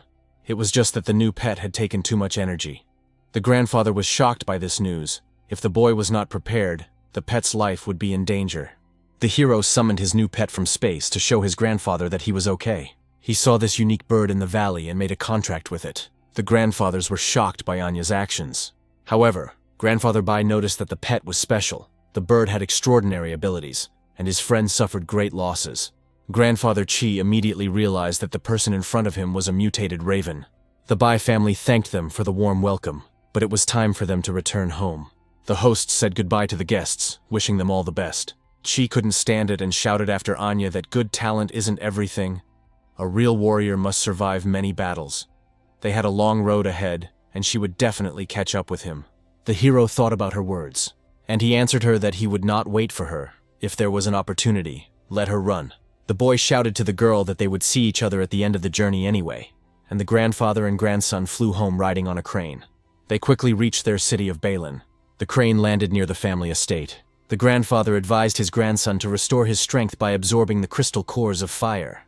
A subordinate came running to the city leader. His name is Yuan Kuei-chen. The beast-like man was very out of breath as he ran. The old man told Yuan to catch his breath, and then tell him why he came. A subordinate whispered something to the lord, causing him to curse at someone. Anya's bodyguard stood near the door. Baiji assumed that after the master's fruitful work, upon his return he would go to recuperate. The girl didn't understand why and forbade his new friend Gu Bai from contacting the other children in the family, since she had passed the assistant test. Perhaps he is one of those bosses who does not want to share his beloved. Bai Xiao advised her sister not to say such things in front of the master. Meanwhile, the hero was preparing a bath for himself, mixing various ingredients. He also had to crush the crystal in a mortar. Having finished with all the ingredients, all that was left for him to do was mix it all in the bathroom. The smell was not pleasant, but the Eye of the Apocalypse would not lie to him. The brew looked disgusting. The ingredients began to react with each other. The smell was not so strong now. This bath should help Anya discover the true essence of awakening. He hoped it was worth it, because this medicine cost several billion Republic coins. Sitting in the bath, The warmth of the potion pleasantly enveloped his body. The medicine had an effect on spiritual strength. Chains were formed that connected the body and soul spiritually. They joined with Anya, strengthening his spiritual energy, revealing the true essence of awakening. The sunny weather in the city changed to cloudy, and a thundercloud with lightning formed over the Bai family estate. The man with a bottle in his hand suddenly jumped up from the sofa. His shabby appearance indicated that he had probably attended an event where he had clearly overindulged. Golden chains extended from the mansion deep into the clouds. The man did not understand what was happening. He clearly saw the energy of awakening in the inner city. He became interested in who could do this. He couldn't believe his eyes. The awakening hall was located far from the city center. If someone had awakened, the energy fluctuations would not have reached him. The man assumed that since he was seeing things like this, it meant he hadn't drunk enough and took another swig from the unfinished bottle. The chains wrapped around Anya's body and gradually began to break. He lay in the bath until the morning. After waking up, he stretched sweetly. There were spiritual chains of awakening visible in his eyes. The money spent on the medicine was worth it. The young man received a new talent formed by the rules of the SSS rank. All spirits are intertwined with each other. But the power of heaven can break this barrier, dividing the power between creatures. Anya realized what kind of power he had gained and rejoiced loudly. He wanted to test his talent on someone. He called Bai Xiao. The girls guarded him all night. Baiji asked her sister what happened to their master. Xiao told her that she had no idea, and the girls looked at each other. The gold-ranked Beastmaster entered the bathroom at the master's request. The hero appeared before her in all his glory, completely naked. He enthusiastically announced that he needed her help in one matter, and asked her not to move. The girl did not expect to see Anya in a new role, and she blushed deeply from awkwardness. Bai Xiao immediately left the bathroom, apologizing to the master, saying that she could not help him. When the young man realized what had happened, he became embarrassed and ashamed. He went back into the bathroom and asked the girls to give him a minute to get ready. The guy got dressed and began to implement his plan. He asked the girl to relax and not resist. In his head, he said the name of the talent, the chain of heaven, and as if by magic, spiritual chains appeared around his hand. They wrapped around the girl's entire body.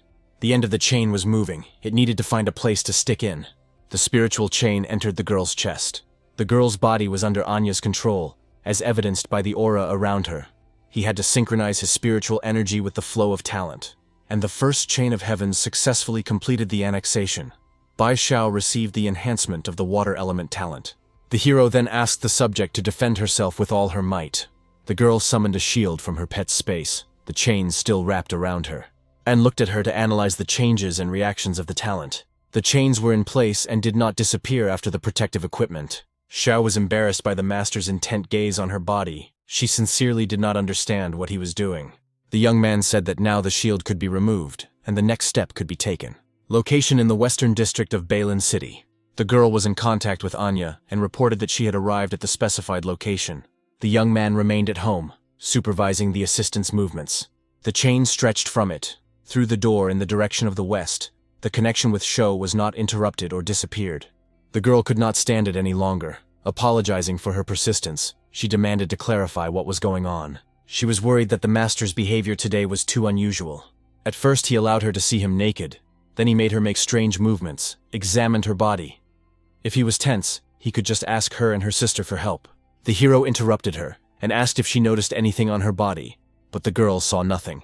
He asked her to return as soon as possible. The master realized that she could not see the chain. Bai Xiao was left alone in the middle of the bustling city, completely confused about what was happening. The talent was unique. As long as it was connected to someone, external factors did not affect the connected one, and the chain of heaven had 3 characteristics. The first was secrecy. No matter what An did, Xiao would not be able to notice the chain. The second is coercion. As long as he used the chain, he could force the girl to share her talents by force. And thirdly, initiative. A normal exchange implies work in both directions, but it can shut down the exchange channel, thereby turning the exchange into robbery. With 3 chains, he can bind 3 different beast tamers, and with the help of the Eye of the Apocalypse, he will be able to wield the 4 royal talents. An moved to his animal space to check on his pets. However, what he saw shocked him. He was surprised at how his space had changed. The eye was fastened with chains, and the space itself became many times larger. Now he had a separate maritime territory, and volcanic, their scale was impressive. The hero assumed that every time he leveled up, his space would increase and change. He saw his pets and approached a small lake. The angry raven was blazing with fire. He attacked the lake in which there were fish. Scales decided to fight back, and he attacked the annoying bird with a stream of water. The guy, watching this performance, could not stand it and shouted at the animals to stop immediately. The fish tried to explain that the owner had misunderstood everything, but the young man could no longer be stopped. He scolded his pets that they were brothers who would have to fight side by side. Scales burst into tears, because the raven was the first to attack. The bird, in his defense, said that the fish kept splashing around in the water, and everything around was wet, and he didn't like that. And then Anya realized the situation, that the fish was practicing as usual, but the crow didn't like the remaining moisture after training. He came up with a brilliant idea to resolve the pet dispute.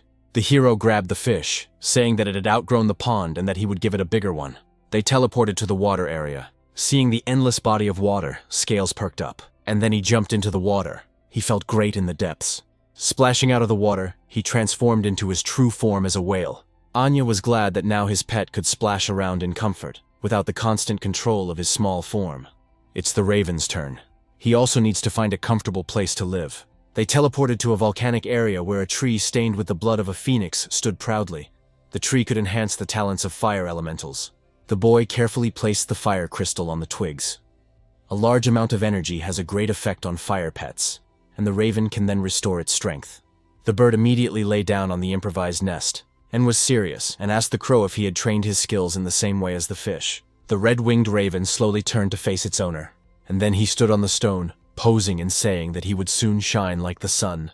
The hero commanded the bird to use its powers to break a boulder that lay nearby. The pet flew high into the sky, fire hovering around him. Gathering all his fiery might, he directed his attack. The fiery stream towards the boulder spread into a bright light, but only a small stone broke off from the boulder. The proud raven was more than pleased with himself.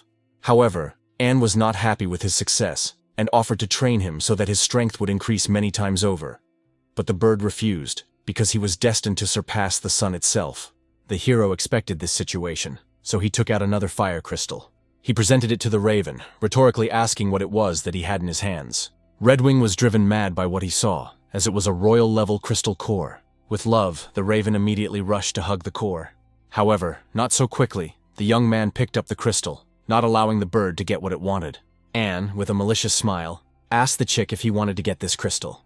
The bird looked at its owner with apprehension, and he offered him a bet. The raven agreed easily.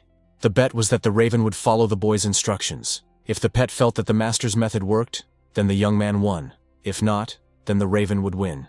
The proud red-winged one felt his superiority, so he agreed to his master's conditions. They started training, and showed the crow that in order to use the skill, he first needed to concentrate his energy. By compressing this energy, they improved the quality of the skill and increased its destructive power. But the raven didn't really understand what the trainer was trying to explain to him. So the hero decided to show the destructive power of compressed energy and threw a water projectile. The water bullet pierced the boulder. Redwing couldn't believe that the little water ball was stronger than his big fireball. But the guy's trick wasn't so simple. It turns out that because the raven heated the boulder, the young man simply applied cold water to it, which caused the destructive reaction. Having learned its lesson, the chick soared into the sky, forming a fiery cloud. He began to compress his energy as his coach had taught him. It produced a powerful explosion. The force of the blow was devastating. It managed to cut through an entire mountain on one side. The blow also passed through the opposite mountain, leaving a hole through it. The force of the bird was impressive. It was so impressive that Anne froze in genuine surprise as he watched the chick attack. He clearly didn't expect his new pet to have such destructive powers, like a nuclear explosion. The raven returned to its owner's hand as if nothing had happened. He truly possesses an amazing talent, and with the help of the boy's training, he will be able to develop his skills well. The hero asked his student if he was satisfied with the results of today's training. All that was required of the raven was to follow the owner's advice, and then he would certainly become even stronger. Redwing agreed with Anne, chirping happily. The guy had big plans for the new animal, but for now it was deservedly basking in the royal crystal. After all the training, the guy returned from space and went to the kitchen, where familiar faces were waiting for him. Ziyu happily greeted her little brother. Pukliash also greeted his brother Anya. The hero asked where the rest of the family members were. The child sulked with sadness. Tears welled up in his eyes. It turned out the others hadn't returned yet. Pukliash sadly noted that his father had also not been home for a long time, and tensed up perhaps something happened in Balin City. While Pukliash was trying to get through to Anya, the boy was examining his ability to cult the magical spider. Suddenly he asked his friend what he was doing there. Yen said that classes would start tomorrow and he came to him so that they could go to the Beast Tamer Academy together. The hero completely forgot that he was now a student. He asked the butler to prepare a car for them to go to the academy. The car was ready, and a girl was standing next to it. It was Chao Gubai, the same girl he had invited to move to their city. She greeted Master An. They hadn't seen each other for a long time. The girl was unrecognizable. She no longer had her glasses on, and her appearance was very neat and attractive. Something inside Anya started to pound, as if spring had arrived outside. The guy didn't expect his assistant to change so much. Feeling awkward in the conversation, he asked the girl how she liked their city of Balin. Gubai adjusted her hair, her face flushed, and she replied that she was doing great, thanks to him. They arrived at the Imperial Academy of Beast Tamers, a huge building standing majestically in the middle of the concrete jungle. The boys walked calmly along the corridor, looking for their office. Pukliash began to ask his friend who the girl was who went with them, and why he hadn't seen her before. He assumed she was from the daughter cities, but there was no answer. In the audience, the entire group turned their attention to the new arrivals. The boys began to grin, making angry faces. The female half was glad to meet Master Anya here. Yuan noted that now the hero would have no free time, and the master himself was only thinking that those present here were a bunch of assholes who knew nothing about hard work. The crowd surrounded the local star, and he only awkwardly greeted everyone.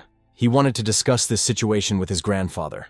After all, the comfortable atmosphere for cultivation in a school is far inferior to the effect of a fight to the death in the wild. An unknown guy was watching the whole group. The black-haired youth's name was Long Ao Tien. He had an SS-rank talent but was missing a pet. Next to him stood his brothers. One was an A rank and the other an S rank. Luna was told that An was the grandson of the city's lord, and most likely he got here through connections. This news ignited the brunette, and he went straight to the hero. An noticed the impending threat, and with joy in his heart he assumed that this guy wanted to fight with him. Gubai stood to the side, who also saw all of this. The guys looked at each other angrily. One was of the water element, and the other of the fire element, complete opposites of each other, and knew that his opponent had good talent, but unfortunately, he didn't have a beast, so he was still far from him. The girl interrupted their staring, which caused confusion. Gu defended the master, asking Lun to stop. Otherwise, she would not be responsible for herself. The brunette was also not indifferent to the girl's beauty. Spring began to play inside him. Embarrassed, Lun asked for forgiveness for what he had done, which caused a violent reaction from the brothers, who did not understand what was happening. Another figure appeared at the door, reminding Bai Xiao An of the promise he made to her. It was Feng. She demanded the hero to fight her. This arrangement was in the guy's favor. Thanks to their battle, he would be able to shut everyone up for a long time, including that brunette. Therefore, he happily agreed to the girl's proposal, and he suggested that they have a duel on school grounds, to which Feng had already agreed. She trained for 2 whole months for this moment, to finally make her opponent. They decided to start the fight right now. The group of students were excited about the upcoming battle. They all wanted to see it. Long and his friends also wanted to evaluate the abilities of the students of Balin City and watch the fight. A group of students took their places in the stands, and in the huge arena stood the hero and the girl. Anya suggested that the little phoenix get straight to the point and not waste time. The girl was confident in her abilities, telling the guy that she would defeat him, and everyone would find out what she was capable of. Feng began preparing for battle. Fire began to come out of her, and she was holding firepower in her hands. Her entire body was enveloped in fiery energy. Wings formed behind her back, and she summoned her pet in front of her. A huge purple grenadier appeared. He had many characteristics and talents, and he himself was S rank. The hero had mixed feelings. He was not happy that his opponent was a bird again, but he managed to notice that this beast could grow from its initial level to an amethyst one. He was amused that the Feng family also had many secrets. Having summoned the bird, the girl asked her opponent how he liked her little animal. Most likely, he had never seen anything like it. Feng felt superior to An, and out of pity, she offered to tell him the name of her pet. However, the young man praised her family for their outstanding abilities, as she managed to make a contract with the purple grenadier, which cannot be found in the world of spider nests. However, the outcome of the fight remains unchanged for him. The girl was surprised that the guy recognized the essence of her pet. In conclusion, the hero asked the little girl to hurry, because once he summoned his spirit beast, she would have no chance of winning. Feng was outraged by the enemy's arrogance and set her pet on him, but An had already seen this attack. The bird flew at the guy with lightning speed, but he managed to easily dodge the attack. The pet fell to the ground, not expecting such a trick. Gathering his strength, the grenadier soared into the sky, bursting into flames. An was unpleasantly surprised that his opponent decided to use the same attack, but from behind, a fireball fell upon the hero, the flames completely engulfing the figure.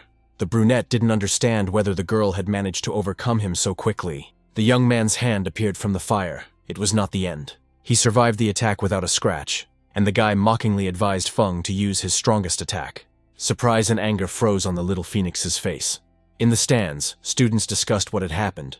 Some admired the girl's talents, and others the boy's. Gubai was delighted with her master's skills. It was time for the gathering.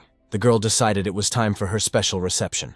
The purple grenadier soared high into the sky and began to scream loudly, creating a sound wave. The attack was powerful. Everyone in the arena felt the wave, and created a protective dome to protect himself from the enemy's attack. However, he held onto it with all his might, and his friends and the brunette noticed this. The sound wave ended. Feng noticed that the enemy had lost his vigilance and decided to teach him a lesson.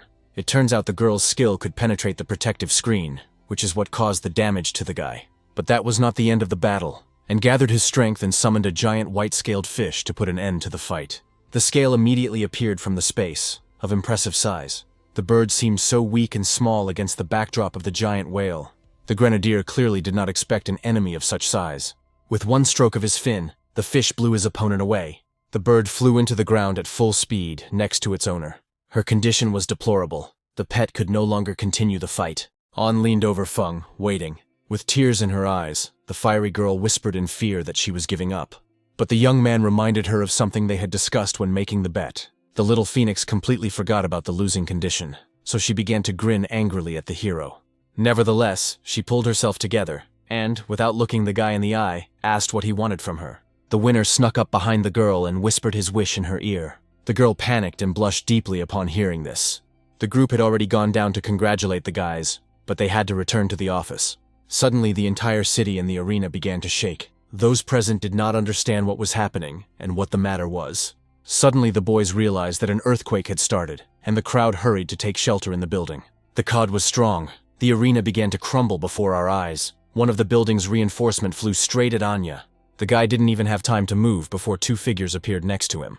The bodyguard sisters immediately appeared next to the master. The girls used protective equipment to protect the boy's head from damage. They told the young master to return to the lord's estate as soon as possible, as it was dangerous to be there. The hero asked Baiju to explain what was happening to the city, but the bodyguard was not entirely sure what was happening. But she had a bad feeling. Meanwhile, the city was slowly crumbling under the influence of a natural phenomenon of great amplitude. And 3 unidentified flying objects were visible above the city. They bore an unknown clan emblem. There were a few people inside, and bugs on the conveyor belt. The man in red asked his subordinates why the shield of Balin's city had not been repaired. The woman in the yellow mask replied that the earthquake had prevented the city lords from doing so. The man was glad. This cataclysm was only to their advantage. He ordered the explosive beetles to be prepared. At the same moment, Anya went with her sisters to the estate. The earthquake was no longer so active. The guy didn't want to live in ignorance, so he turned to the Eye of the Apocalypse with an answer about what was happening. The eye gave him the insight that 2 worlds were approaching each other and were about to collide, which was expressed in underground tremors. The young man could not believe what he heard. He could not comprehend how 2 worlds could collide. He became curious about what would happen when the 2 secret worlds merged. The eye told him that for 3 months, during the merging of the 2 worlds, earthquakes and tremors of varying amplitudes would occur in the world of spider nests. After 3 months, the collisions will subside, a spatial barrier will form, and the 2 worlds will merge. In a year, the process of merging the worlds will be finally completed, resulting in the emergence of a new, high-level secret world. Putting aside all prejudices, this news made Anya very happy. But as their city continued to collapse, explosions thundered throughout the city. There was a gap in the barrier above the city. The young man noticed this, assuming that the shield generator had most likely failed. Right above the breach, there were already unidentified flying objects. The man in red was glad that the barrier had not been restored, and they could easily make their way into the city. He kicked the explosive beetles that were on the conveyor belt, from which they flew down, one after another. The beetles were filled with explosive liquid on all sides, and a sharp spike stuck out at the top. They flew all over the city. The Eye of the Apocalypse warned Anya of the impending danger. He ordered the girls to immediately use their defensive skills. At that very second, a shield formed around the car. The explosive beetle hit exactly the car in which the hero was sitting. Meanwhile, at the City Lord's palace, in the control room, the first level of combat readiness was declared for the entire city. Yuan-sun reported to the city lord that there had been an earthquake with a magnitude of 8, but the source of its origin had not yet been determined. The shield's energy core was attacked by fire spiders, and the defensive army was currently fighting off the beast's attacks, leaving the city in complete chaos. Lord Bai ordered that people be sent to repair the energy core and that all beast tamers be recruited to help defend Balin's city. He continued to give instructions that the tamers from the Public Security Bureau and the Lord's Palace would go to help the victims of the earthquake. The old man wondered if the spider cult had anything to do with this. A man approached him, hearing his grandfather's thoughts. He said that the spider cult was not capable of such a thing, and most likely it was just a coincidence. The soldiers called for reinforcements as the Awakening Hall was under attack. Grandfather realized that the spider cult's goal was to destroy the Awakening Hall and the very foundation of Balin City. He ordered his subordinates to go to the hall to help, because Lord Wu would not last long. Anya and the bodyguards managed to survive the explosion from the beetles. However, the car met its end. From now on, they will have to go only on foot. A powerful explosion rocked one of the buildings not far from them. The hero noticed from which direction the noise came.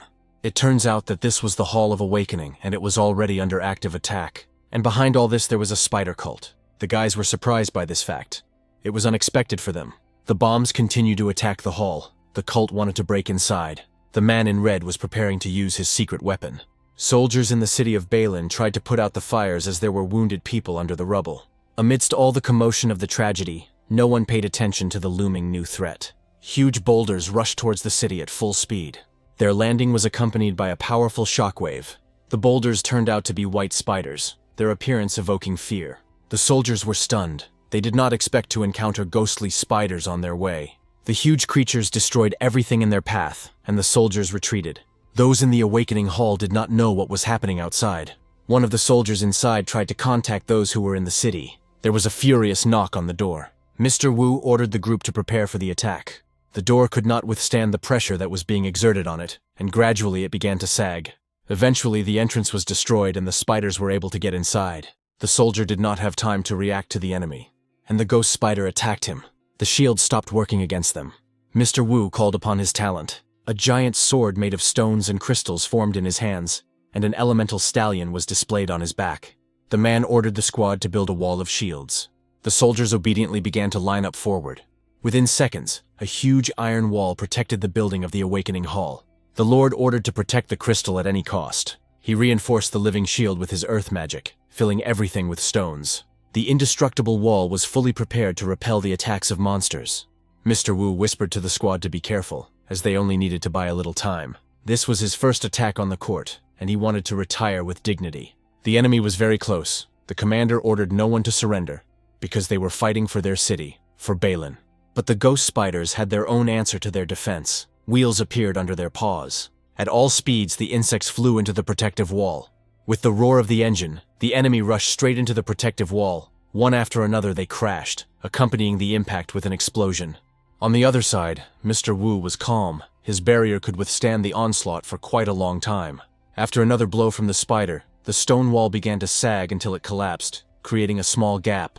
The spider immediately released a web at her, clinging tightly to the shield of one of the soldiers. The enemy made a sharp dash to the side, and the fighter who was holding the shield flew out of the protective wall. The Lord had not expected this turn of events. Now they had a hole in the wall. The opponents immediately took advantage of this and rushed inside, thus completely breaking down the defense built by the Lord. The enemies had advanced further, and something had to be done to stop them and protect the Awakening Hall. The man ordered to open fire to get rid of the attackers. The ghost spiders easily dodged the soldiers' bullets, attacking them along the way. The squad couldn't hit the enemy because the enemy was faster, so something had to be done. One of the monsters approached Lord Wu. He was prepared for this. Having driven the spiders into a trap, the man struck the floor with a stone sword, forming bayonets from the stone. The enemy was immobilized thanks to the Lord's ingenuity. The man was glad that the attack had finally been stopped. He wondered where Lord Bai was. There were almost no shields left for protection. The spiders began to smoke. Their backs split into two, and someone's figures could be seen from the steam. The entire resistance group watched this, not believing their eyes. From the spiders emerged female human-like creatures. The Lord noted that this was not the end, and more enemies emerged from the spiders. A woman in a red mask, with a crossbow at the ready, announced that a spider cult had invaded their world, and now they would have to accept their punishment. She fired an unusual projectile straight at the squad. It exploded immediately, catching up with the soldiers. Lord Wu formed a shield with his sword to protect his men from attacks. The girls rushed into battle. They had katanas in their hands, with which they began to cut down the unprotected soldiers, pouncing on them. The remaining group fired at the enemies, but even without their spider form, they were very agile, and with screams they got rid of the soldiers one by one. Lord Wu began to transform his sword. He built a thick shield covering the rest. The attackers couldn't break it so easily. Therefore, they decided to retreat. The Lord decided to take advantage of the enemy's lull. He ordered those who could still stand on their feet to take the wounded and retreat. Now everything depended on him and his pet. The man extended his hand and began to call upon the crystal space. Piles of stones that lay all over the floor began to rise up. They formed a dome, enclosing the Lord and the enemies inside. The girl did not appreciate the old man's selfless act, because he said that he wanted to retire. She sincerely didn't understand why he was fighting. Was a salary of 100 wen really that important to him? Mr. Wu grinned and told the girl in response that she wouldn't understand him. The conversations were over, and the order came from the Red Mask to attack the Lord. A fierce battle began. One girl attacked the pet, and the other the master. Then the guys began to attack their opponents. Meanwhile, the leader of the spider squad was preparing to attack with a crossbow. During the battle, no one noticed her. She aimed clearly and charged the projectile with her energy. Then she pulled the trigger. The loaded arrow flew straight to the target. The Lord sensed an impending threat. He won't be fast enough to dodge. His stone pet used its skill. A second before the shot, the horse erected a wall behind its owner. The gentleman began to swing his sword even more furiously. The enemy, retreating, dodged the blows. A stallion immediately appeared behind her. With a powerful blow from his horn, he knocked out the attacker, and he threw her to the other end of the dome. Lord Wu imbued his stone sword with fire, preparing to finish off his enemies. With one swing, like a whip, he directed his forces towards the leader. He managed to knock the woman down and destroy her crossbow. The remaining pawn of the Spider Clan approached the man from behind. She summoned her two-handed blades and rushed into battle. In a matter of seconds, the Lord summoned a protective dome. The girl tried furiously to get through, which provoked the man. And having guessed the right moment, he released the accumulated power of the sword into her. The blow hit the enemy straight in the stomach. The attack was of indescribable power. She went to her comrade in the wall. Mr. Wu informed the chief that despite the large amount of time that had passed, the Spider Clan had not changed. And as long as he, Xinghan, is here, they will not touch the core of the Awakening Hall. The old man's loud words did not impress the woman with the red mask, and she immediately rushed into battle to shut him up. She had an unusual sword with green energy, which was able to cut the man's weapon in half. An instant thought process occurred in the Lord's mind. There are 5 elements in the world that hold each other back, and only a tree could hold back the earth. While the man was stunned by what was happening, his pet came to his aid, forcing the enemy to retreat. The boys had time to rest. Lord thanked his pet for his help. The stallion erected protective crystals around them to stop the enemy. The leader jumped high into the air and threw her special knives into the protective walls. The gentleman did not expect such a trick. He noticed the charged energy inside the daggers. Energy was released from the knives, consuming the master and his pet. They managed to survive this powerful attack, which the Lord informed the girl about, noting that as long as he was alive, the crystal space would not go anywhere. He knew that the spider cult was afraid to kill a servant of the Temple of Awakening, because after that, they would be hunted. The woman didn't call his bluff. She didn't care how strong his crystal space was, because she knew perfectly well that everything had its limit. And this time, they were prepared, because they have ghost spiders that are able to break through his space. And while they were chatting here, the spiders were already attacking the dome in full force. In full combat readiness, they gnawed at the walls. All 3 spiders, from equal sides, dealt damage to the reinforced wall of the protective dome. Realizing that the Lord's end was near, he gave in and the dome began to gradually disintegrate. Before his death, he asked Lord Bai for forgiveness for not being able to cope with the core's defense. The walls had fallen, the defenders were finished, and now nothing stood in the way of the spider cult getting what they wanted. However, on the other side, they were already met by reinforcements for the Lord. The girl in the mask did not expect such a turn of events. She froze in place. The enraged gorilla swung at the enemy, but the ghostly spider that arrived in time prevented him from killing the leader. Yuan Sui climbed down from the giant monkey to help Lord Wu. The beastman asked if the man was okay, but he only sarcastically replied that by his appearance, one could probably tell what condition he was in. While the gorilla was destroying the spider, Yuan informed the Lord that help would be coming soon. Lord Bai's crane immediately appeared above their heads. The old man was serious. The white crane grabbed the ghost spider and raised it high. Lord Bai shouted for Feng to catch the pass, and he threw the enemy to his comrade. Feng was ready, riding on a fiery horse. He commanded his pet to gallop forward. The man ran towards the passed ball, simultaneously loading his spear for a strike. The Fire Master crouched high and struck his opponent, thereby incapacitating him. The defenders of the Awakening Stone turned to the Spider Cult. Lord Bai told them that their operation had failed, and they were obliged to surrender immediately. The old man's serious look made the boss of the Spider Cult squad a little taken aback. They were driven into a corner, but then the woman in the red mask ordered them to proceed with Plan B. She would delay them, and they would have to take advantage of the opportunity. But one of the comrades interrupted the leader, simultaneously removing her mask. She sympathized with the boss, because she has a younger sister to take care of, and she has no family or other connections, so she wants to detain the opponents. The boss didn't have time to answer her subordinate. She was already on the spider's head. The girl quickly sat down in the cabin, asking the chief for permission to believe in her. The girl with the red mask handed the lone wolf her weapon, wishing him luck. The loaded revolver cylinder was full of energy. The cult squad stood in a pose to salute each other and praise the spider cult. The boss decided to cover for her comrade by scattering green bombs around the room. The defenders of the hall were protected from the explosions by Lord Bai's protective dome. However, these were smoke bombs that caught them off guard. The old man ordered the white crane to follow the thieves. A ghostly spider flew into battle with him. The boss and his subordinate moved towards the Awakening Stone while the smoke bombs were still in effect, but they were discovered by the defenders' pets. To help the spider cult achieve its goals, the spider began to release webs into the defense squad of Balin City. The gorilla was hit by gunfire, and its entire body was covered in sticky matter. Lord Feng's horse also got it. The squad, as if in chewing gum, was stuck in a web, and the spider managed to immobilize them. Lord Bai on the crane did not fall into the trap. The old man was surprised by the enemy's speed. Lord Feng told Lord Bai to follow the core thieves, and they would deal with the spider. Meanwhile, the girls were almost at their destination. A couple of steps, and the stone would be theirs. The subordinate warned the leader that the crane was flying straight towards them. A single girl noticed that her boss might be in danger, and she had to help her somehow. At that very second, the defense squad safely got out of the spider trap.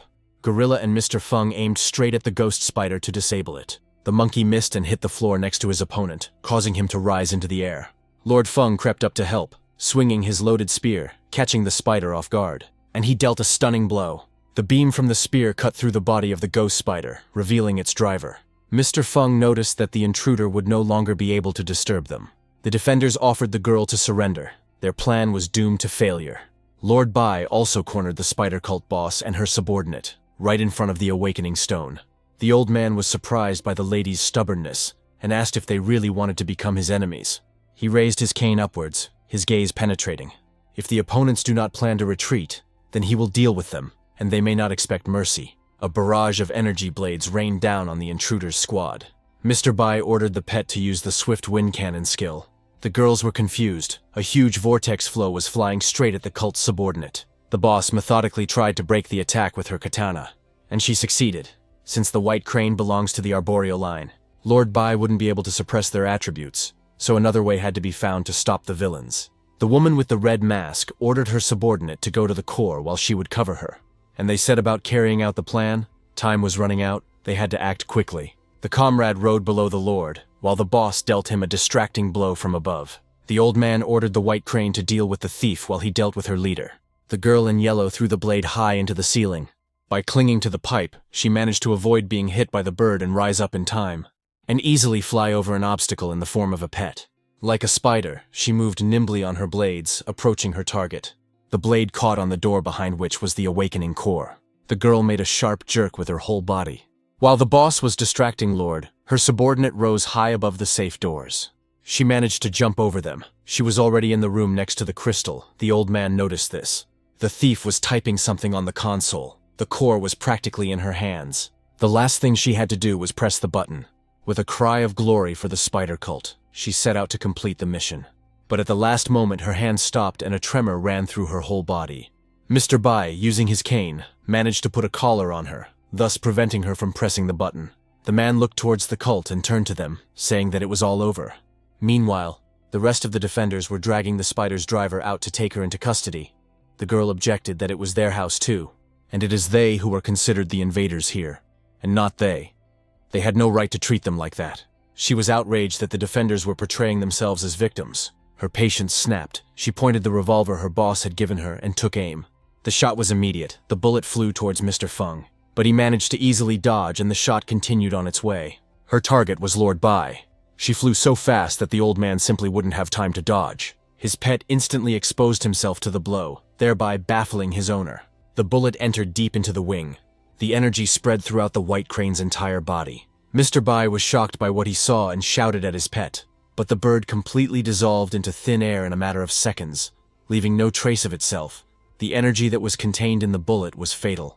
Along with the pet, the magical attributes also disappeared, including the old man's cane. Accordingly, the collar on the thief also disappeared, and now nothing was holding her back. She immediately pressed that very button. The bomb was activated. The boss gave the order to leave immediately, and they instantly began to rise outward. The spider cult accomplished its mission, albeit with minor losses, but they succeeded in achieving their plan. The bomb exploded, and a powerful explosion rocked the awakening hall. The news reported yesterday's events. An earthquake with an amplitude of almost 8 points was recorded. The death toll was just over 18,000. The protective barrier of Balan City was destroyed by a terrorist organization, which triggered a wave of third-level beasts. The soldiers are fighting bravely to suppress them. The terrorists also attacked the awakening hall. Lord Bai personally led officers and soldiers from various units to counterattack them. They managed to catch one of the terrorists. At the moment, the situation is under control. Anne listened to this and worried about his grandfather. The news continued to report that after the attack, the deputy city lord and Jin Chong's son made a statement regarding the attack. A man in a suit on TV addressed the citizens, saying that together they would overcome this difficult time. While in the hospital, soldiers were transporting a wounded comrade. The fighter screamed in pain, and his comrade carrying him tried to support him as best he could. Anya watched this scene with sadness, his face frozen in sorrow and compassion. The soldier's legs were torn off. His colleagues shouted at him not to lose consciousness. One of the soldiers was his brother. He asked him to hold on to the man with all his strength. The boy needed urgent surgery, but because of the earthquake, there weren't enough doctors for everyone.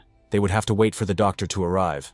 The guy was completely pale. There was blood all over his clothes, bandages on his body, and hope and despair hung in the air. The soldier squeezed his brother's hand tightly, as if giving him his strength, and involuntarily plunged into memories of his past life. He remembered how he held his comrade's hand in the same way. The man in front of him was badly injured, but he was cheerful. He didn't expect that Anne would go all the way to save him. The young man was frightened by the captain's condition. But the man continued to joke, saying that at first the boy seemed heartless to him, and he could never have expected such a thing from him. Taking off his helmet, he put it on the soldier. Before his death, the captain regretted that he had not noticed the boy's kind heart right away. At these memories, Anne clenched his fist tightly. Bai Xiao gently touched the master's shoulder, inquiring about his condition. The guy replied that he was fine, but his speech was slurred. The boys continued down the hospital corridor. The young man was angry at the girls for not saying a word the entire time. He turned to them and indignantly asked what had happened to his grandfather. But someone called Anya by name. It was his mother. She was trying to explain what happened to her grandfather. The grandfather took off his oxygen mask to greet his grandson. The Lord asked those present to leave the chamber, as he wanted to speak with the young man alone. Grandfather asked Anya if he was wounded. The hero sat down next to the bed, replying that he was fine. But his gaze slid over his grandfather's mutilated body. The boy was very worried about him. The old man took the empty sleeve of his medical gown. For him, it was nothing. Right now, it's much more important for him to have some conversation with Anya. The hero noticed the tension on the Lord's face. He had never seen the diamond-level beast tamer so nervous. The grandfather asked the young man if he knew anything about the spider cult, and he replied that he only knew that it was a terrorist organization. That was the correct answer, the old man agreed. But before this incident, their strength was limited to silver-level tamers. But now he felt a diamond-level aura from them. Besides, he continued, they had then fully concentrated their forces on attacking the city of Balan. He was sure that they had plans for their city, and asked if he thought the earthquake was also part of their plan. The grandfather replied that this was clearly not their doing, but something more serious. With the help of the Eye of the Apocalypse, the hero was able to find out that Old Man Bai was completely unaware of the merging of the two worlds. What his grandson decided to tell him, citing his talent for intuition. Mr. Bai became very serious for a moment, asking the boy if he was confident in his words. Anya assured him that he had foreseen everything, and that everything was exactly as it was. The two worlds were merging, and this was the cause of the earthquakes. The grandfather believed him, and he decided to share his secret, that he actually comes from a primeval star. This news shocked the grandson. The old man began his story. When he was there, he was one of the candidates for the post of head of the Bai family. But back then, he was arrogant and vain. Later, he made one mistake and was expelled from the Bai family because of it. That's how he ended up in the world of myriad spider nests. But the Bai family gave him a second chance. They said that he could return to his star if he managed to destroy the mother spider, the amethyst spiritual beast. He was full of anxiety and underestimated the mother spider. At that moment, the red-eyed goldfish was seriously injured, after which it lost the opportunity to evolve. And now the same fate has befallen his white crane, which he lost in battle. The grandfather was broken. He lost his last hope of defeating the mother of spiders. The grandson took the old man by the shoulder and encouraged him to say that he still had this chance. But Lord Bai was completely dejected, as if all hope was dying in him. This was no longer his fight. He told the young master that he was now the future of the Bai family, and remembered his words about wanting to become the strongest beast tamer. And if his desires have been like this up until now, then the young man needs to go to the primeval star. In a year, he will be able to take part in a secret selection, and if he manages to get into the top 10, he will be able to return to his original star. Only there will he have the opportunity to become the strongest tamer. The grandfather began to take something off his neck, while continuing the conversation about how he knew very well what his grandson was capable of, and that their family, with its resources, would be able to provide him with all the necessary support.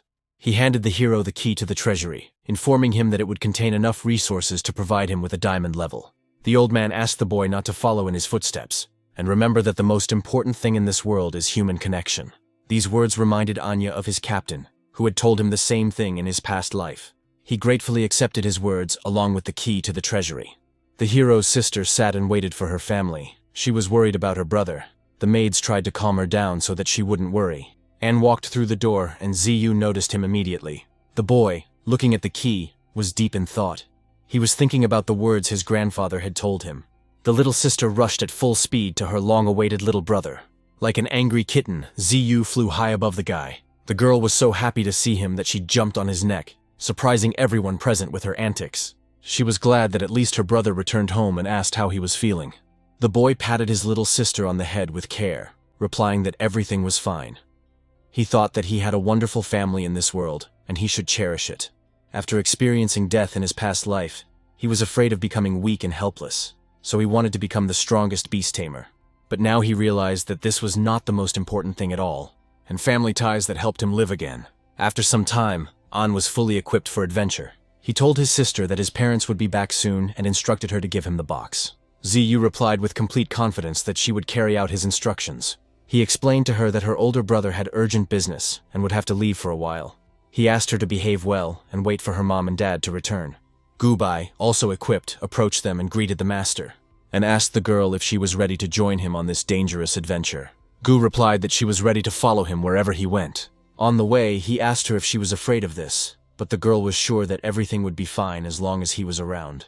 After going out into the city, Qiao Gubai asked Mr. Xiaoan if he had decided where they would go first, but he was unable to determine the exact location. This time, Xiaoan is going to improve his skills, but he needs to find out some information first. He asked the Eye of the Apocalypse how to return his grandfather's hand. A test tube containing the water of life appeared in front of him. Spiritual water will also be needed to cure Grandpa's red-eyed goldfish. Tianshui spiritual water is an amethyst-level material that is an excellent source of water element. The hero thought and began to choose. The water of life, the spiritual water of Tianshui. But the search results surprised him. The water of life, search results 5 and 5. The spiritual water of Tianshui, no results found. Unlike the water of life, there is no information at all about the spiritual water Tianshui, and it is unknown whether it is possible to somehow repair the core of the Awakening Hall. Because the core of the Awakening Hall was created on the primeval star, it cannot be repaired at the moment. After that battle, Grandpa suffered great losses, which is why the hero left him the Purple Thunder Eagle Egg and the Amethyst-level evolution path. He didn't understand what to do and where to go first, because he didn't have the slightest information about this spiritual water. But suddenly something strange happened. Xiaoan couldn't move. Maybe this is the Eye of the Apocalypse, the guy thought. A hand appeared from behind his back and pointed a finger at a certain point. Did you find something? The girl asked him. But first, you need to leave the city. The eastern gate is open and you can go through it. The girl had a bad feeling. She didn't want to walk through the wasteland. Xiaoan laughed. They were beast tamers after all and had nothing to fear. Besides, they could just join some adventurers. They are a group of mercenaries who venture beyond the city limits to explore the wild. At the eastern gate, Everyone was asked to go through the security check in order of queue. Xiaoan was shocked and said that Gubai was right. Suddenly, the guys notice that some truck is moving straight towards them. The guy manages to react and jumps to the side along with Gubai. For a couple of seconds, they freeze in one position, holding hands. When they realize the situation, they suddenly move away from each other, and the hero simply asks if the girl is okay. The influx of monsters had only recently begun, and it was unclear why so many people were leaving the city. It's just a bunch of rich people who think the city is doomed, so they hire groups of adventurers to protect them in the wild. As soon as one rich man hires a group of adventurers, the rest immediately follow his example. The girl was broadcasting safety precautions through a megaphone. People should be wary of ferocious animals, carefully check vehicles before leaving the city, and so on. All personnel leaving the city are required to surrender their weapons and equipment, present their identification, and undergo a search. After the recent incident, Grandpa didn't close the city to conduct an investigation. Perhaps he did it for a false sense of security. Those leaving the city must wear special protective masks. The heroes took advantage of them, and in just a few moments they found themselves outside the city. It seems that this line of defense has destroyed countless animals. First, you need to find the adventurer's observation station. Soon, Xiaoan found the station and pointed with her finger in the direction they needed to go. When the heroes approached there, they were a little confused by the atmosphere that reigned around this place. It was exactly what they were looking for. The red gorilla flag was fluttering in the air. The heroes were met by two guys, Feng Lang and Lao Duan, who immediately began to evaluate the newcomers. They began to approach the heroes, and the girl noticed that they did not look like good people at all. It is unknown what changed in Qiao Gubai after she arrived at the Bai family, but since then, she has always attracted the attention of other people. Lao Duan said that it was very dangerous outside the city walls, and offered to protect the girl, after which this big guy grabbed Xiaoan. Apparently he was talking to him and not Gubai. This behavior began to anger the hero. Before Lao Duan could blink, he was already flying in the opposite direction. He asked Feng to help him, saying that this guy really was some kind of crazy person. Xiaoan advised against taking risks and not getting close to him. He really did have a strong, murderous aura, but their showdown was interrupted by a voice from the loudspeaker. Sasha asked the deputy head what had happened here and why there was so much noise. "There must be another beast attack," answered the deputy head of the squad, Chi Min. "According to the thermal sensors, there are about 200 to 300 animals there." Feng Lang reported that things are going badly now. "A group of ferocious beasts is approaching from the east. They will be here in about 5 minutes. The brute asked Xiaoan to let him go, since they were now in the same boat. He's not going to start a fight when there are ferocious animals approaching. The hero let him go and asked him to stay away from them. Lao Duan ordered the deputy chief to be called quickly. There was chaos outside. "Stop panicking," shouted the silhouette on the roof. "It's too late to think about retreating to the city. We need to join forces, and only then will there be a chance. At least there is someone here who is fully aware of the situation." Chi Min is a silver-level red gorilla beast tamer, ready to fight on the front lines, but she needs someone to take on the other side of the camp. Unfortunately, no one who could handle this task is going to put forward their candidacy. Someone from the crowd shouted out that he also had a silver level. This guy stepped forward and said that if he was given more firepower, he would definitely be able to handle it. Xiaoan couldn't believe his eyes. Another rich brat, thought Qiming. But was he really willing to do this? She then gave the order to two guys to take with them members of other mercenary groups, heavy weapons, and go to the other side of the camp. Xiaoan thought that this man was completely incompetent, and asked Gubai to stand behind him so that she could be ready to protect him if necessary. The red gorillas were ordered to get ready. There was no time to shirk. Someone was saying a prayer over the magic pendant. The man held the pendant over the book and did not stop reading. This voice became louder and could be heard everywhere. Lao Duan asked the hero if he was also a beast tamer. After all, judging by his skills, he was quite a talented guy, and also incredibly strong. Duan even thought that Xiaoan would be better suited for this role than that guy. "It seems your brain is also full of muscles," Xiaoan replied calmly. He really did have a sharp tongue, but it seemed like Gubai was scared right now. She was really shaking like a leaf on a tree. The guy approached her and asked if everything was okay. She replied that she was fine, just a little nervous. Xiaoan asked her to always stay close, and everything would be fine.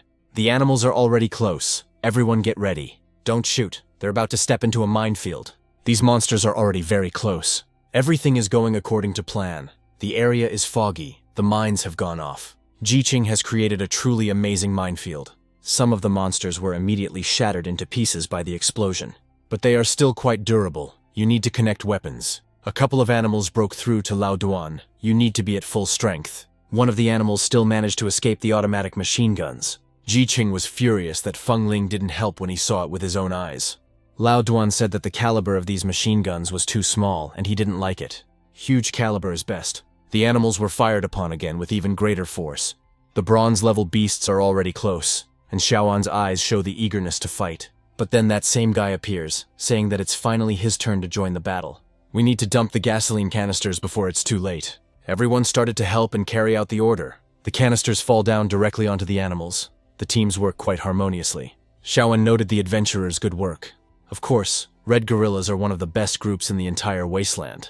They are handling this confrontation well, but it seems that the main beast is already very close. Xiaoan immediately realized what to do. He calls on the Eye of the Apocalypse. This is a fierce alchemy beast. End silver tier. Talent: broken iron, battle cry, green, iron jaw, blue, rust coating, green.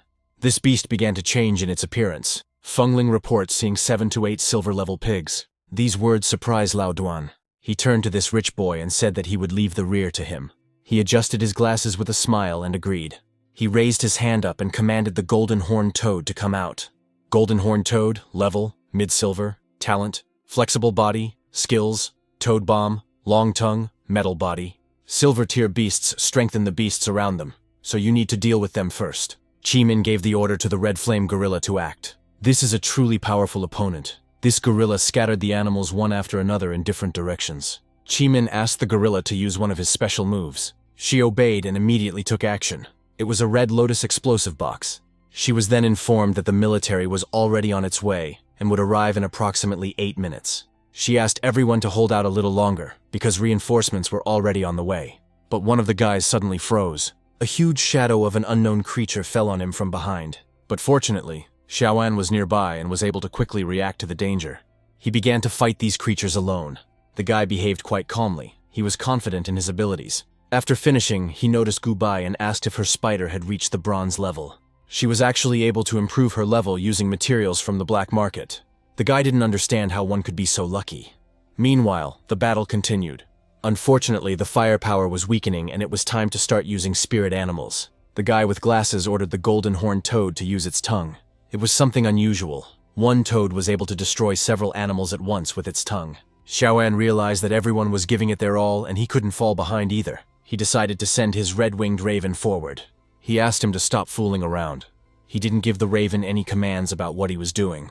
The raven is the embodiment of the sun. Does the guy really think he needs any commands? This clearly angered Xiaoan, who punched him hard in the face. Meanwhile, on the other side, that monster is extremely fast. There is no way to keep up with it. Now you just need to wait for the right moment. Chi-Min suddenly yelled at the guy, asking what he was doing. He ran out of cover and shouted that he would fight to the death. Opposite him stood a huge silhouette of an unknown person, the sight of which could have already drained all his strength. Chi-Min didn't understand what kind of monster this was. Was it really a gold level? The beasts have broken through the eastern line of defense and are currently heading towards the camp. Misfortune never comes alone. Feng Lang was given coordinates by radio. He was to open fire at 6 o'clock. For this service, he jokingly said that the deputy would owe him dinner. The shooting began and all the bullets hit the target. The deputy gave the order to her gorilla that it was necessary to act right now and he used a fire shot. Everything was shrouded in fog from the gunfire. No one present could understand what was happening. Xiaoan ordered the red-winged crow to go there. Meanwhile, Chi-Min defended herself from this monster using a protective dome. She asked the red flame gorilla to back off. The monster had already grabbed the deputy by the throat, when suddenly, out of nowhere, Xiaoan's red-winged crow appeared behind him. There was an explosion and the opponents were scattered in different directions. Lao Duan, who had managed to grab the deputy, asked if everything was okay with her, and she replied that it was. But if they don't deal with these beasts now, it will be the end for them all. Someone has to hold him back for them to have any chance. It's time to use the alchemical bullets that Ji Qing gave us. Feng Ling hoped that these bullets would not break his precious rifle. Unfortunately, only the sight remained from the rifle. Everyone was sure that the monster could not withstand such a shot. They continued to look in that direction. And a moment later, they saw that very creature in its entirety. The shots had not harmed it in any way. It rushed towards the heroes. The entire space glowed purple from the flash of the impact. This beast is truly worthy of the gold level. It has incredible speed. But Xiaoan is not someone who will give up so easily.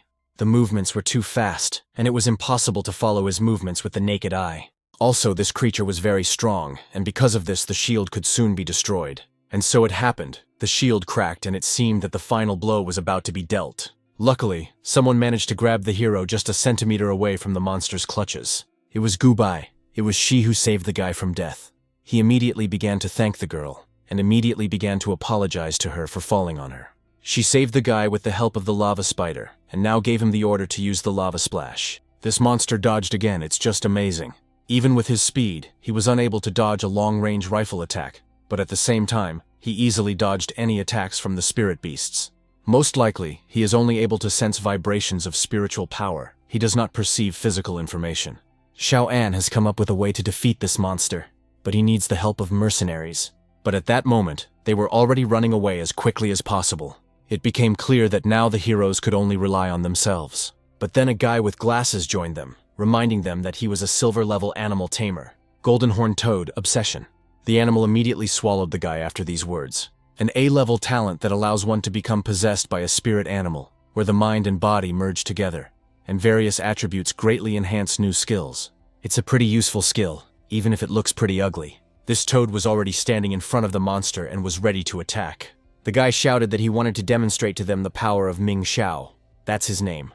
And now Xiao An was convinced that he was right. The monster only distinguishes targets that possess spiritual power. He was confident that his plan could work, but Gubai was a little worried. They crossed their arms and the guy calmed her down, saying that together they should definitely be able to handle it, especially since she had done it before. Xiao An had no doubts about his command and ordered the action to begin. He stood right in front of this monster, the hammerhead shark, and glowing with his energy, he invited us to come to him. Even with its high speed, this creature slows down before each attack. He understood that the monster now saw only blinding lights. He ordered the red-winged raven to act. Everything worked out. The raven's attack hit the target. The raven was supposed to restrict his movements. A fire tornado formed around the monster. Meanwhile, Gubai asked the lava spider to use its web.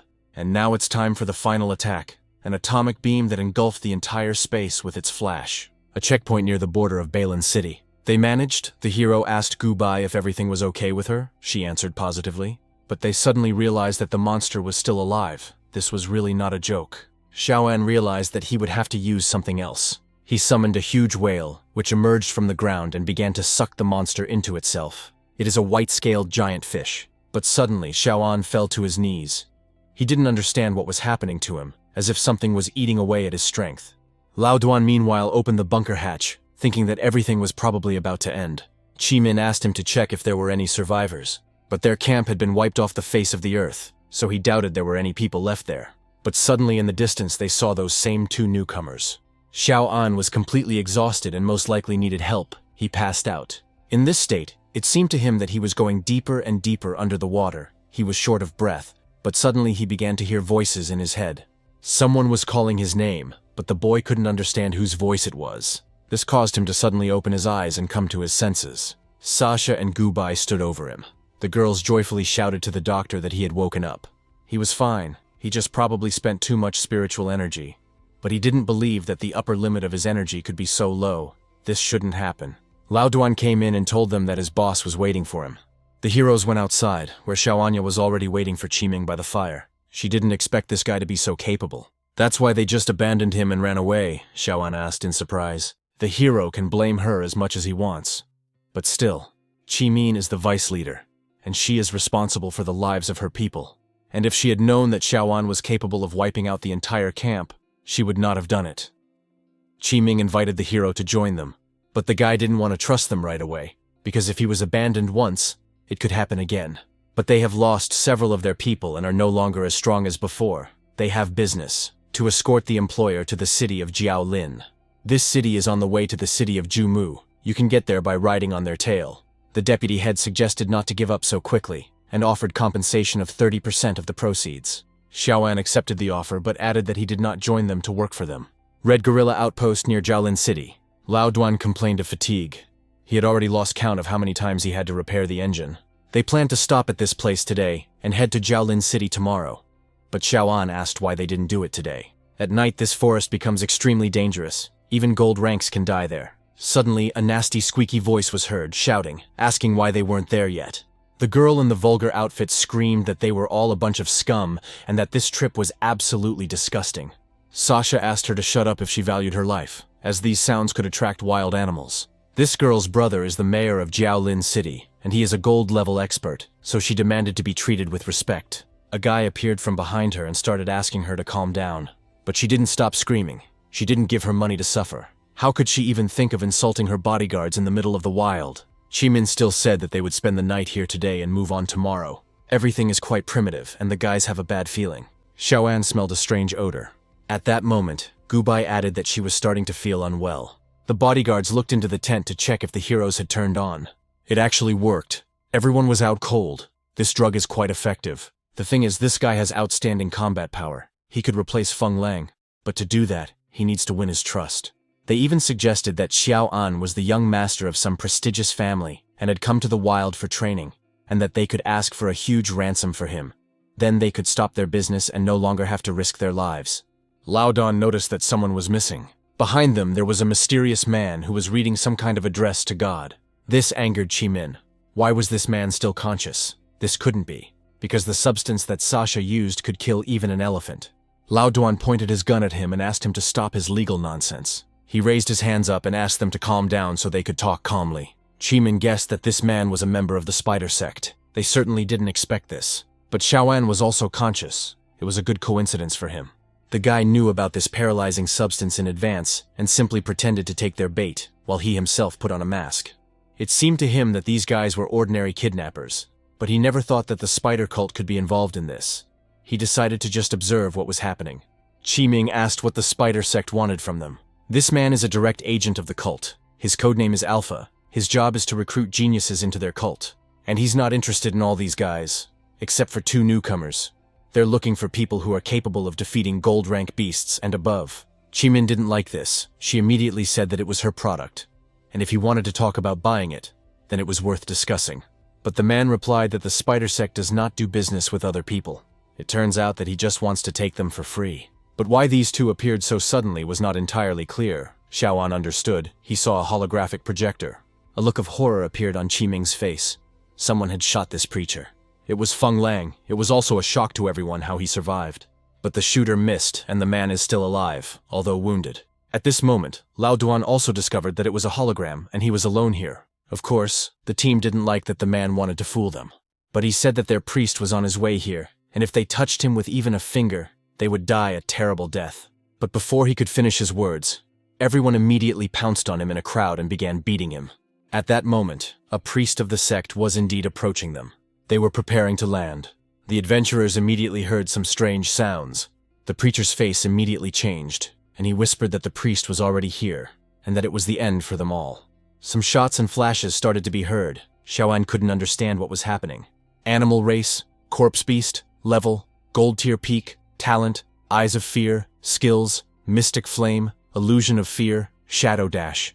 The name of this priest was Arthur, and he asked where the 2 he had come for were. Xiaoan had been conscious all this time, and now he could definitely feel that frightening aura. Lao Duan couldn't understand what he was going to do, and pointed his weapon at him. But this didn't stop the priest. Qimin realized that she couldn't move. Approaching the boys, the priest began to ask the mother of all spiders to save these lost children.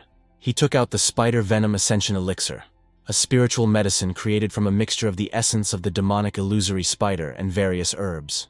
When this drug enters the human body, it enhances control over the introduced sphere of existence. Xiaoan grabbed the priest's hand sharply and said that he had no dealings with people like him. But he thought that these were just banal tricks. The guys needed to get out of here quickly, and the hero began to ask Gubai to wake up.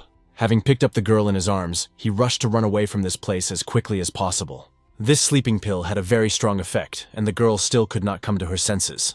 The hero scanned the surrounding environment with the eye of the apocalypse.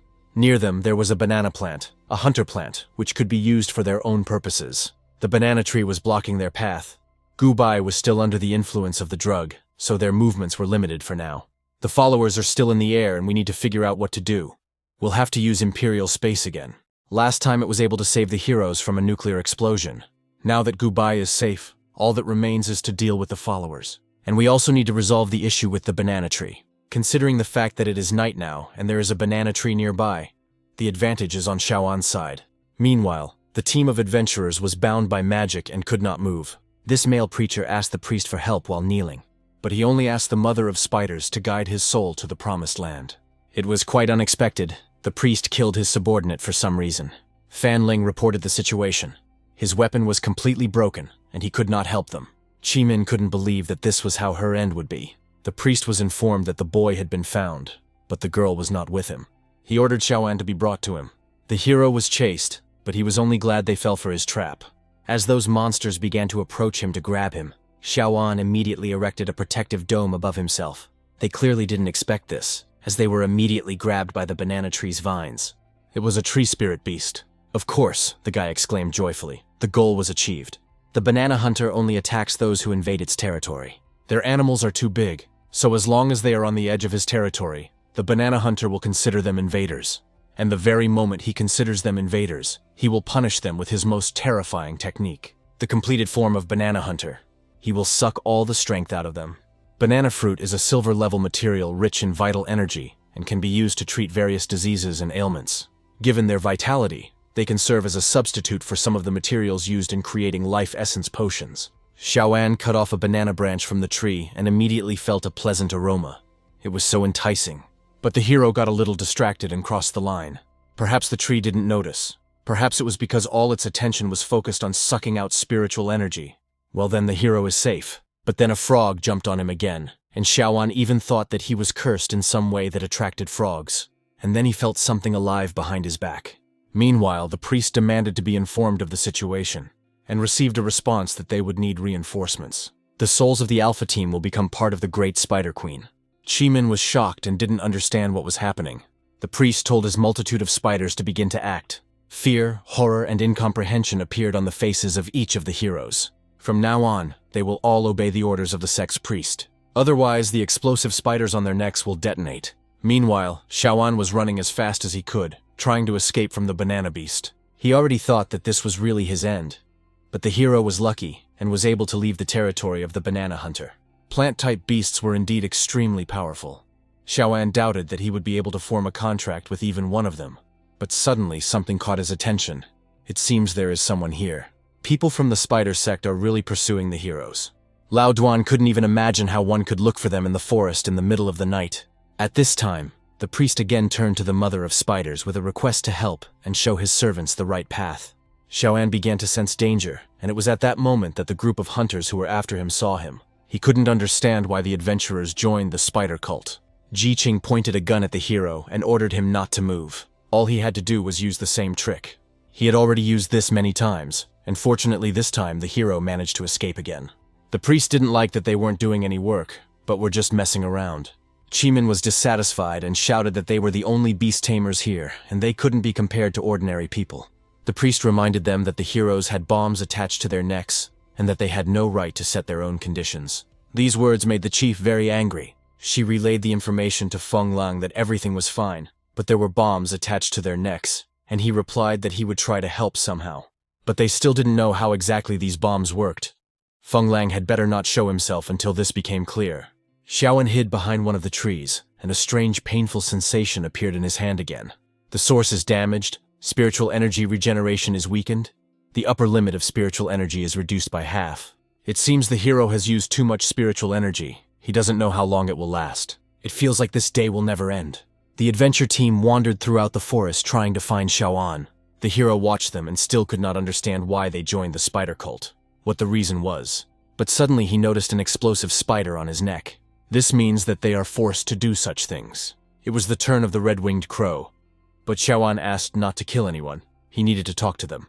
Raven replied that he understood everything and Xiaoan must have come up with some plan to protect himself. Xiaoan still asked the crow not to repeat the mistake he made last time. This glow immediately attracted the attention of the heroes, and they even thought that it was just a falling star. But a moment later there was a powerful explosion. Lao Duan managed to react, and jumped to the side along with Sasha. At that moment, the gorilla Qiming rushed to attack the red-winged crow. But Xiaoan's spiritual beast was incredibly strong, and apparently this iron-headed priest is not going to help. Something had to be thought up urgently. Lao Duan joined in to help, but this crow was impossible to hit even with a shotgun. All shots and blows were sent back from the raven.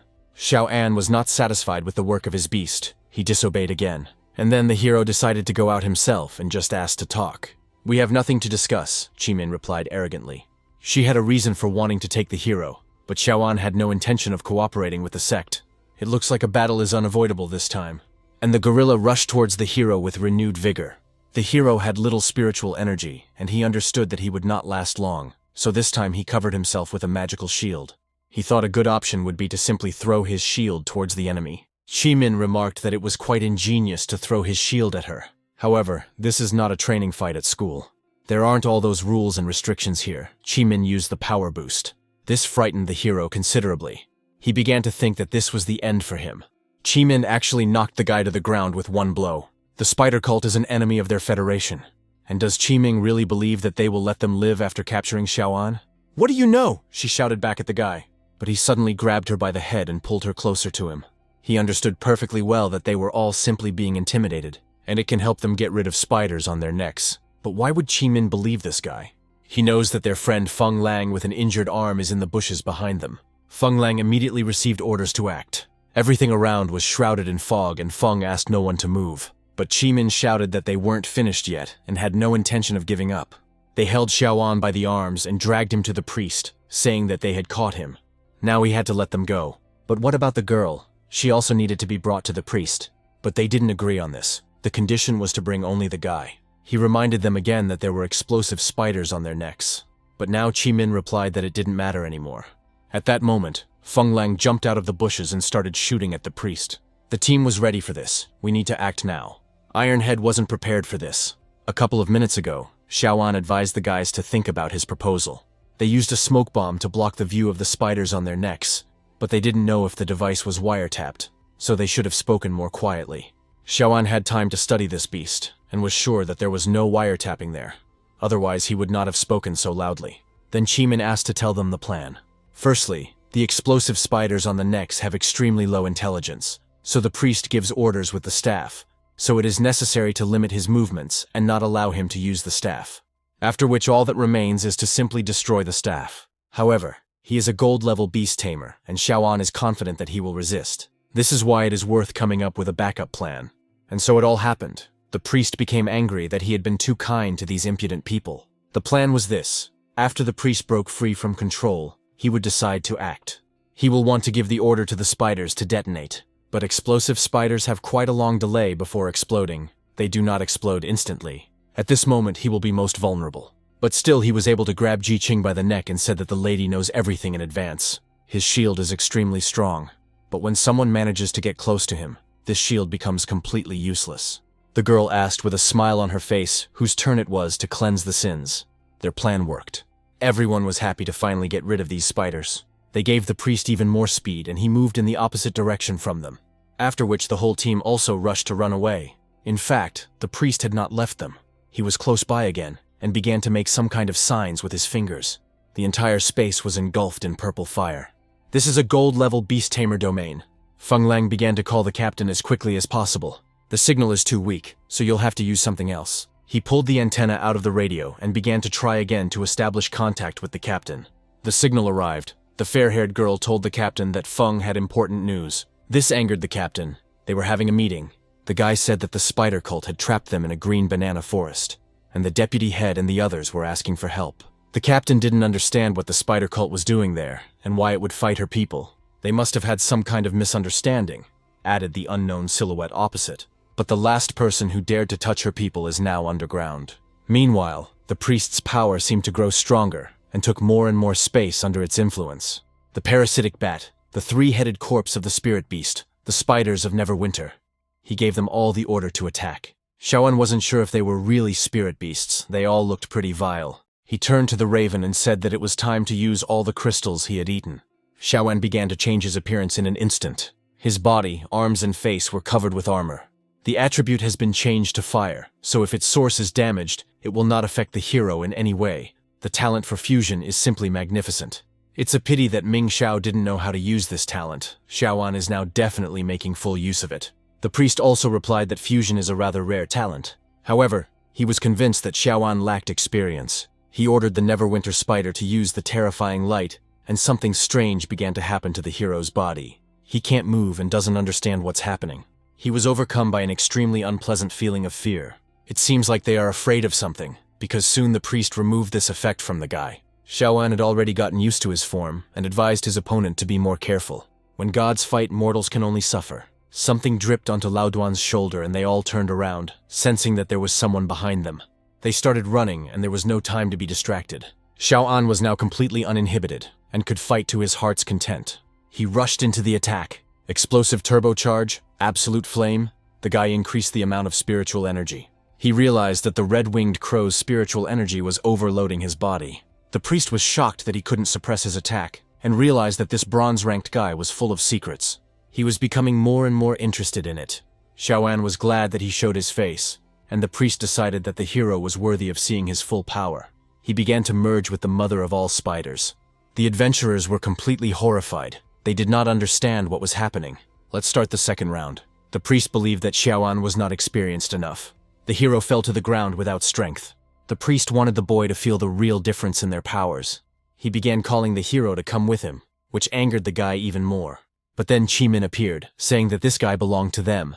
Behind her stood a certain creature, a ground beetle. She shouted that they had their own scores to settle with Xiao An. She ordered her spirit beast to go into battle. But Lao Duan noted that the creature was too weak for such an opponent. Moreover, Chi-Ming had more than one ace up his sleeve. The hero used the invisibility ability with the help of the magma chameleon. The priest did not understand where this insect came from. It immediately covered Xiao An and they disappeared together. The guy needed urgent help, Sasha needed to do it, and Chi-Min decided to detain this ironhead for now. Ji-Ching was given the task of examining the boy, but he did not understand why the adventurers were helping him. The thing is, Chi-Min didn't want to remain in his debt. Besides, she had long wanted to give this ironhead a good beating herself. The ground beetle and the priest clashed in a duel. After examining him, the girls realized that something was wrong with the hero's body. It was strange. It's some kind of connection with his talent. He is able to merge with his spirit beast. But this form is not complete. Most likely he was injured because his spiritual energy was limited. He needed to establish the flow of this energy and then he would be able to achieve his final form. The girls decided to begin the operation. This surprised and scared Xiao An a little. Sasha reassured him, saying that it wouldn't hurt. She dug her claws into his body and the guy was pierced with hellish pain. Apparently, this was the final form of his fusion, which surprised himself. It was a rather strange feeling. A small reminder appeared. Now he can use the Phoenix Flame. This is little Phoenix's talent. The hero didn't even expect the system to remind him of it. Meanwhile, the confrontation between the priest and the ground beetle continued. Chi-Min was worried about her animal as she watched what was happening. But suddenly a heavy hand fell on her shoulder, and a voice said that it would take care of the priest itself. It was Xiao An. He was going to make the enemy regret ever coming to them. Chi-Min noted that this sounded quite arrogant. The hero used the Phoenix Flame. The talent was activated, and the hero entered a state of fiery sacrifice. But he did not yet understand what this meant. Each time this skill is used, depending on the amount of spiritual energy spent, the victim scale accumulates. And depending on the stage of the scale, various effects are activated in total. The first stage is Solar Flame, which enhances all fire skills. The second stage is Nirvana, which is capable of nullifying one deadly attack. This talent has various effects. It is really worthy of S rank. But what is the effect of the third stage? The priest asked the hero if he was absolutely sure of his powers. But without thinking, he attacked his opponent. The victim's progress was 47%. After a short time, the progress of the victim's scale was already 73%. And that's 100%. The hero's skills have become stronger.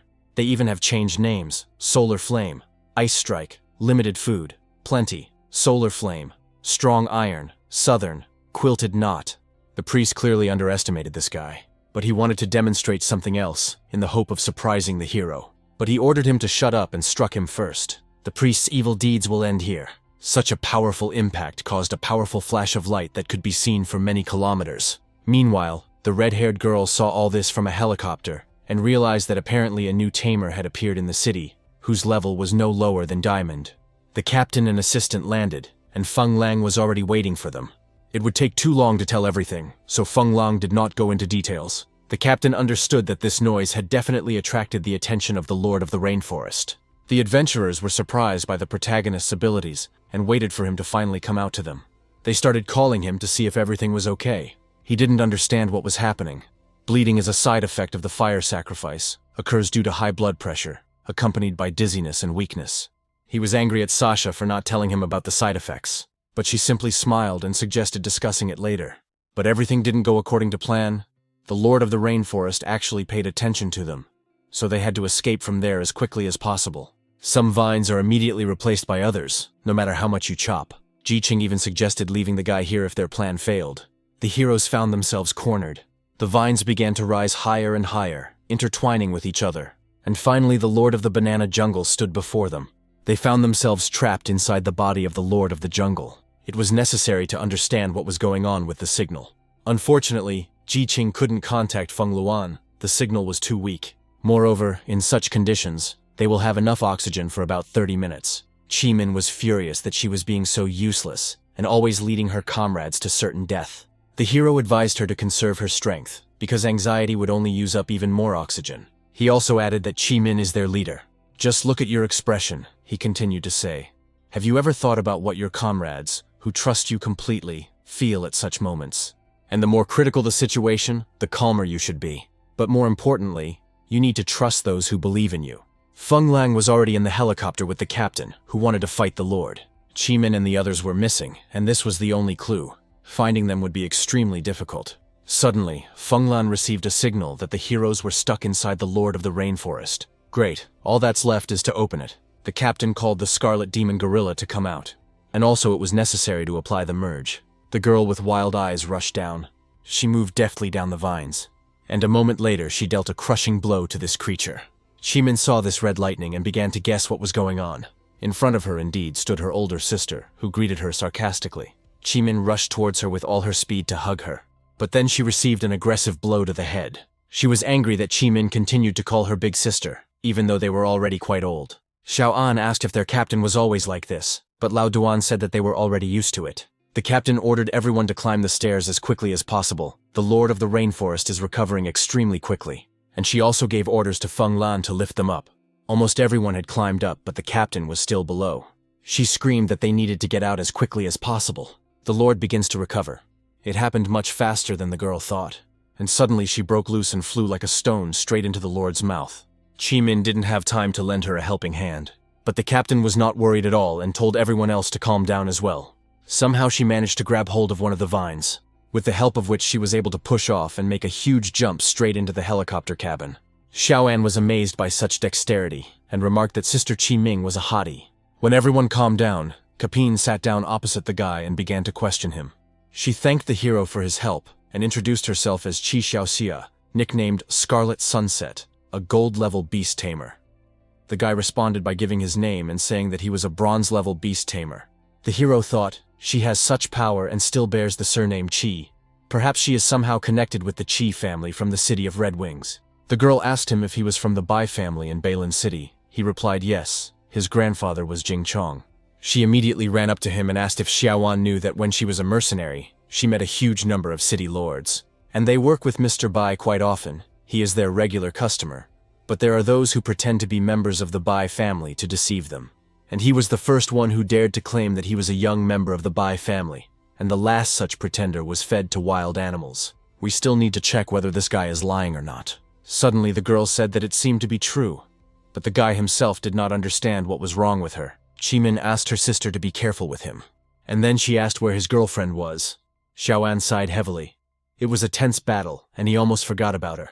The hero opened the door, and a purple crystal appeared in front of him. He didn't understand what was happening, but he saw Gu Bai. In fact, the guy placed her in the space for his animals, and the girls did not understand where he learned to do this. Nobody understood what was wrong with her, but the girl clearly needed help. They had never seen anyone put a human in an animal space before. These crystals are very similar to soul stones. Apparently this is some form of self-defense, most likely due to the strong aura of Xiao An's spiritual space.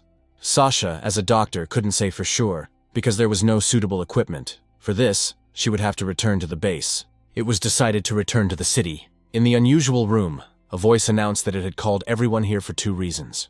This voice belonged to the High Priestess of Solaris. Firstly, they confirmed Arthur's death, the place of the incident between the city of Balin and the city of giant trees in the banana forest. She wanted to hear everyone's opinion on this issue. She addressed the 2nd High Priest, Diego Barro, and the 3rd High Priest, Lilith. Also there were the 4th High Priest, Mephisto, and the 5th High Priest, Asmodan. But whoever it was, they had to make him pay. The High Priestess asked Asmodan to deal with it without attracting unnecessary attention. Secondly, she wanted to discuss the future of their people. Recently, Astrological forecasts had changed, which made her uneasy. This is a sign that Queen Arachnid is gradually entering hibernation. The Holy Eucharist is entering the era of the lunar veil. Following the Cajamarca massacre, the Spider Queen's sacred body has been in a blazing sun state for the past 25 astronomical cycles, and it is unclear why she chose to hibernate. The people in the palace are also indignant. According to past laws, the transformation of the holy body into the state of the lunar veil occurred once every 90 astronomical cycles. But there is a theory. Perhaps this is connected with astronomical phenomena, or the Spider Queen needs to reincarnate. Whatever it is a matter of life and death for the Shining Sun sect. There is no room for error here. The second high priest said that the cult members would search for the Spider Queen. You have to be careful. The Moonveil sect is not an ordinary group of people. But without the blessing of the Spider Queen, their powers are not so terrible, Lilith noted. Mother of all spiders, live forever, they all said in one voice. There were 2 left in the arena, and Lilith asked Asmodon if she was free today. No, I'm not interested in you, the girl answered sharply. But he began to refuse, saying that he just wanted to discuss something. But she simply turned away and called Haydn after her. And Lilith ran after her, asking to listen to him. Raising his hands, he said that he would not interfere, since the priestess had personally entrusted her with this task. But there was a question. Did she ever wonder why Arthur died on the High Priestess's building? Even though everyone knew he was invisible. There is no trace left of Arthur. The High Priestess knows about Asmodon's abilities, and no matter how you look at it, it turns out that she is sending her to her death. And as she herself said, the stars change their positions, and in the chaos, only the strongest will survive. He was not afraid that the girl would convey these words to the priestess, because he knew that she was not an obedient tool, but an intelligent person. Meanwhile, our heroes rushed to get Gubai to the hospital. They quickly connected the girl to the device. As long as her vital functions are stable, her life is not in danger. But it was unknown when she would come to her senses. Even Sasha did not know how to wake her up. The captain was confident in Sasha's abilities, and advised him not to lose heart. Besides, she had a couple of acquaintances who could help. The hero immediately said that he wanted to meet them. They walked down the corridor and Xiaoan wondered why this had happened, since he had used this technique before. Perhaps because Gubai had spent too much time there now. But no. Why now? His hands started to hurt again, and only the words kill were spinning in his head. Qi Xiaoxia turned to look at the guy and asked if he was listening to her. She abruptly opened the door and started calling for Hussein to help. The male voice replied that he had already told her that he was busy. In fact, he was busy eating ramen.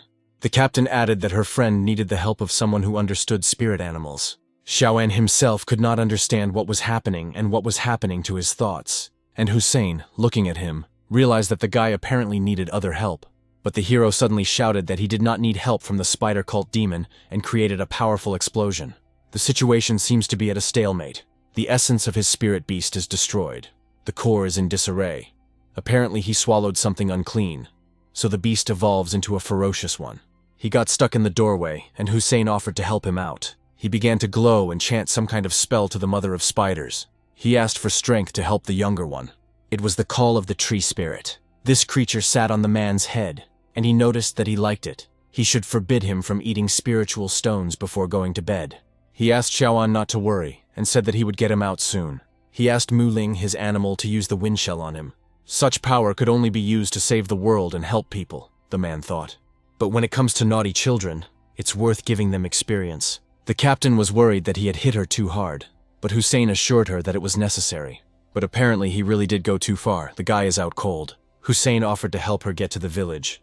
But the girl simply wanted compensation for the damage, and for him to simply pay for the transportation. In place of Xiaoxia, he was already lying in a bathtub filled with some kind of green liquid.